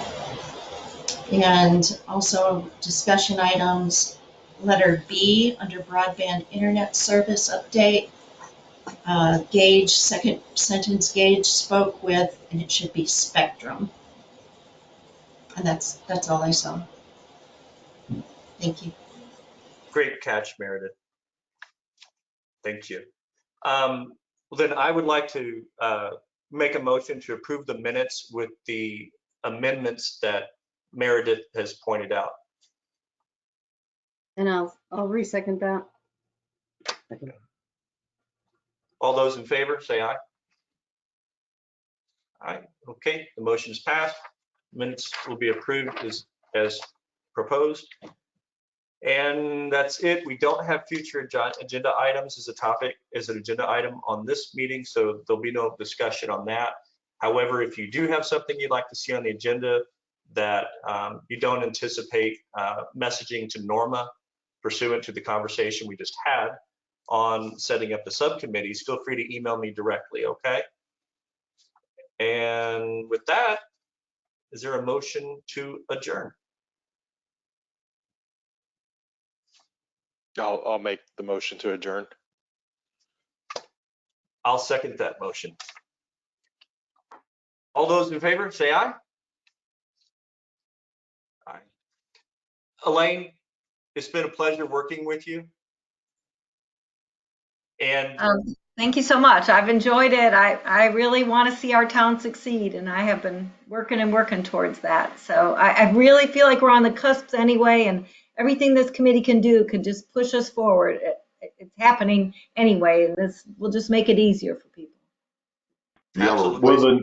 replacement Will the yet? new city or chamber person be involved with this committee, or we?